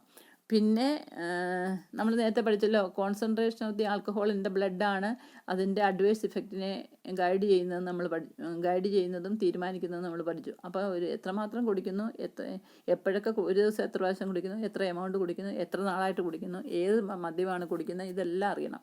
മനസ്സിലായോ? നമ്മൾ ഇങ്ങനെയുള്ള പേഷ്യൻറ്റിനെ കെയർ സ്റ്റഡിക്കൊക്കെ എടുക്കുന്നുണ്ടെങ്കിൽ നമ്മൾ ഈ അസസ്മെൻറ്റ് വളരെയധികം ഇമ്പോർട്ടൻ്റാണ്. അപ്പോൾ അതിനുവേണ്ടി നിങ്ങളുടെ പുസ്തകത്തിൻ്റെ അനക്സറിൽ ഈ ആൽക്കഹോൾ കണ്ടെയ്നിങ് പേഴ്സൺ അല്ലെങ്കിൽ എടുത്തുകൊണ്ടിരിക്കുന്ന പേഷ്യൻറ്റിനെ ഒരു രോഗിയായിട്ട് വരുമ്പോൾ അയാളെ അസസ് ചെയ്യാൻ വേണ്ടി ഒരു ഗൈഡ് ലൈൻ തന്നിട്ടുണ്ട്. അത് വെച്ച് വേണം നമ്മളെപ്പോഴും ഈ പറയുന്ന കാര്യങ്ങളെല്ലാം അതിനകത്ത് ഇൻക്ലൂഡ് ചെയ്യണം. എന്തെല്ലാം കാര്യങ്ങൾ നമ്മൾ പേഷ്യനോട് ചോദിക്കണം, എന്തൊക്കെ മനസ്സിലാക്കണം, അസസ്മെൻറ്റിൽ എന്തൊക്കെ കാര്യങ്ങളാണ് ഇമ്പോർട്ടൻറ്റ്, ഇതൊക്കെ അതിൽ മനസ്സിലാകും. ഓക്കെ, അത് വെച്ച് വേണം നമ്മളെപ്പോഴും അസസ്മെൻറ്റ് ചെയ്യാൻ.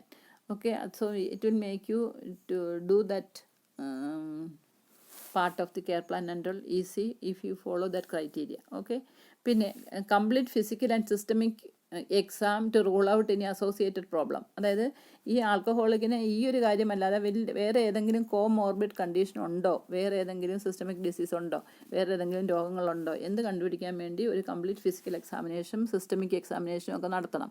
പിന്നെ സ്ക്രീനിങ് വിത്ത് കേജ് ക്വസ്റ്റ്നെയർ എന്ന് പറഞ്ഞു കഴിഞ്ഞാൽ ഒരു ചെക്കിംഗ് ആണ്. ഒരു ക്വസ്റ്റ്നെയർ കൊടുത്ത് ചെക്ക് ചെയ്യുകയാണ്. ആ ക്വസ്റ്റ്നെയറിന് പേഷ്യൻ്റ് തരുന്ന ആൻസറിനെ ആസ്പദമാക്കിയാണ് അയാളെ അസസ് ചെയ്യുന്നത്. അപ്പോൾ ഈ കേജ് ക്വസ്റ്റ്നെയർ എന്ന് പറഞ്ഞു കഴിഞ്ഞാൽ അത് ഇൻ്റർനാഷണലി അക്സെപ്റ്റഡ് ക്വസ്റ്റ്നെയർ ആണ് ടു അസസ് ദി ആൽക്കഹോളിക്സ്. അതിനകത്ത് CAGE എന്നുള്ള ഒരു വേർഡ് ക്യാപിറ്റലായിട്ട് നമ്മളെപ്പോഴും കാണാറുണ്ട്. C ഫോർ ആദ്യത്തെ ക്വസ്റ്റ്നെയറിനെയാണ് അത് C ഡിനോട്ട് ചെയ്യുന്നത്. സെക്കൻഡ് A എന്ന് പറയുന്നത് second questionnaire, third questionnaire in the questionnaire, G എന്ന് പറയുന്ന മൂന്നാമത്തെ ക്വസ്റ്റ്യൻ, E എന്ന് പറയുന്ന നാലാമത്തെ ക്വസ്റ്റ്യൻ. ഇങ്ങനെ 4 ക്വസ്റ്റ്യൻ അതിനകത്തുള്ളൂ. ആ ക്വസ്റ്റ്യന് എത്ര പേഷ്യൻ്റ് ആൻസർ പറയുന്ന അനുസരിച്ചാണ് ഈ കേജ് ക്വസ്റ്റ്നെയർ ഉപയോഗിച്ച് പേഷ്യൻറ്റിനെ സ്ക്രീൻ ചെയ്യുന്നത്. മനസ്സിലായോ? അതിനകത്ത് ഈ 4 ക്വസ്റ്റ്യനകത്ത് 2 എണ്ണത്തിന് പേഷ്യൻ്റ് യെസ് എന്ന ഉത്തരം എന്ന് പറയുന്നതെങ്കിൽ അത് പേഷ്യൻറ്റിനെ ആൽക്കഹോളിക്കായിട്ട് അസസ് ചെയ്യുന്ന ഒരു സ്ക്രീനിങ് ടെസ്റ്റാണ് CAGE questionnaire. Okay, so screening with CAGE questionnaire which can be done quickly in a doctor's clinic. അതായത് പെട്ടെന്ന് ചെയ്യാൻ പറ്റുന്ന കാര്യം. 4 ചോദ്യങ്ങൾ ചോദിച്ചാൽ മാത്രം മതി പേഷ്യനോട്. പേഷ്യൻസ് ഹോസ്പിറ്റലൊക്കെ വരുമല്ലോ, അല്ലെങ്കിൽ നമ്മളൊരു ആൽക്കഹോളിനെ കണ്ടാലും നമ്മൾ ചോദിച്ചു കഴിഞ്ഞാലും നമുക്ക് മനസ്സിലാക്കാൻ പറ്റും whether he's an alcoholic or no. മനസ്സിലായോ? അതിനകത്ത് ഞാൻ പറഞ്ഞത് 4 ക്വസ്റ്റ്യൻ ചോദിക്കുന്നതിന് 2 ക്വസ്റ്റ്യൻ എസ് എന്നുള്ള മറുപടിയാണ് കിട്ടുന്നതെങ്കിൽ we can decide that this person need further investigation because he may be a person for candidate for alcoholic dependence syndrome. അല്ലേ? അയാളുടെ ആൽക്കഹോൾ ഡിപ്പെൻഡൻസ് സിൻഡ്രോം ഉള്ള ആളാകാനുള്ള സാധ്യതയ്ക്ക് ഒരു ക്ലൂ തരുന്നതാണ് ഈ ക്വസ്റ്റ്നെയറിൻ്റെ ആൻസർ. 2 എസ് പേഷ്യൻ്റ് തരുന്നെങ്കിൽ. ഓക്കെ, അത് ഏതൊക്കെ ക്വസ്റ്റ്യൻ ആണെന്ന് ചോദിച്ചാൽ, have you ever felt you need to cut down on your drinking. നിനക്ക് എപ്പോഴെങ്കിലും നിൻ്റെ ആൽക്കഹോൾ കൺസംഷൻ കട്ട് ചെയ്യണമെന്നോ നിർത്തണമെന്നോ തോന്നിയിട്ടുണ്ടോ? അതാണ് ആദ്യത്തെ ക്വസ്റ്റ്യൻ.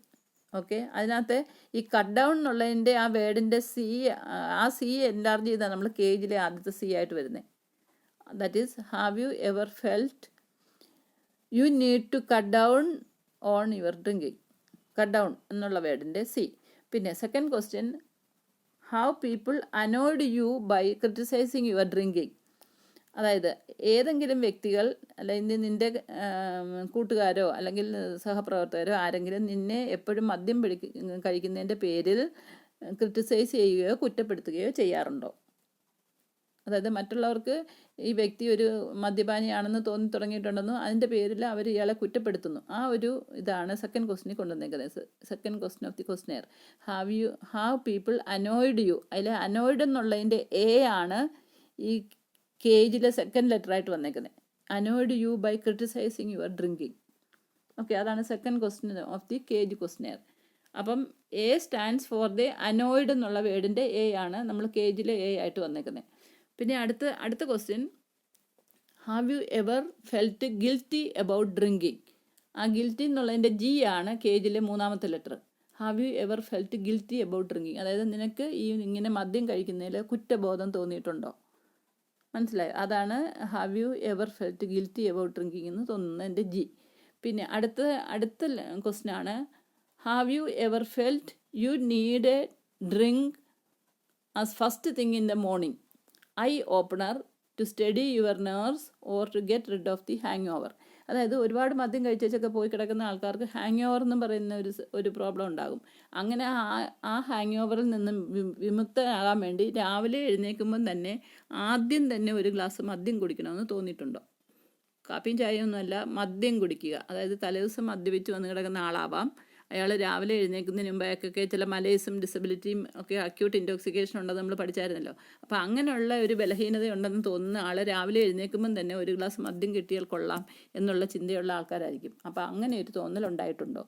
അങ്ങനെയുള്ള ആ മദ്യത്തിന് പറയുന്ന പേരാണ് ഐ ഓപ്പണർ എന്ന്. ആ ഐ ഓപ്പണറിൻ്റെ ഇ ആണ് ഈ കേജിലെ അവസാന ലെറ്ററിൻ്റെ ഇ ആയിട്ട് വന്നേക്കുന്നത്. ഓക്കെ, അപ്പോൾ ഇതാണ് CAGE question for screening an alcoholic patient to find out whether he is an alcoholic. Okay, so the alcohol dependent data questionnaire is used as an effective test to detect alcohol dependence. അത് പെട്ടെന്ന് ചെയ്യാൻ പറ്റുന്നൊരു കാര്യമാണ്. 4 question ചോദിച്ചാൽ മതി. പക്ഷേ അയാൾ കള്ളം പറയാനുള്ള സാധ്യത കൂടുതലാണെങ്കിൽ നമ്മൾ നേരത്തെ അയാളെ ചെക്ക് ചെയ്യാൻ വേണ്ടിയാണ് ഈ ക്വസ്റ്റ്യൻ ചോദിക്കുന്നത് എന്നുള്ള ചില ആൽക്കഹോളിക്കൊക്കെ സത്യമായിട്ടുള്ള ആൻസർ പറയത്തില്ല. അങ്ങനെയൊക്കെ ചില പ്രോബ്ലം ഉണ്ട്. പക്ഷേ പെട്ടെന്ന് ജെന്യുവനായിട്ട് ആൽക്കഹോളിക്കിനെ കണ്ടെത്താനുള്ള ഒരു സിമ്പിൾ സ്ക്രീനിങ് ടെസ്റ്റാണ് കേജ് ക്വസ്റ്റ്യൻ.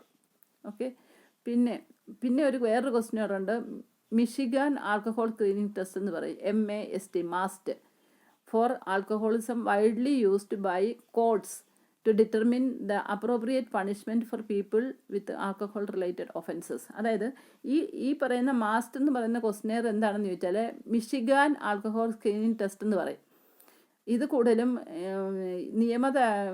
തലങ്ങളിലൊക്കെ ജഡ്ജിമാരും അല്ലെങ്കിൽ നിയമത്തിലെ മുൻപിൽ ആൽക്കഹോളിക്ക് വരുമ്പോൾ അവരുപയോഗിക്കുന്ന ഒരു ടെസ്റ്റാണിത്.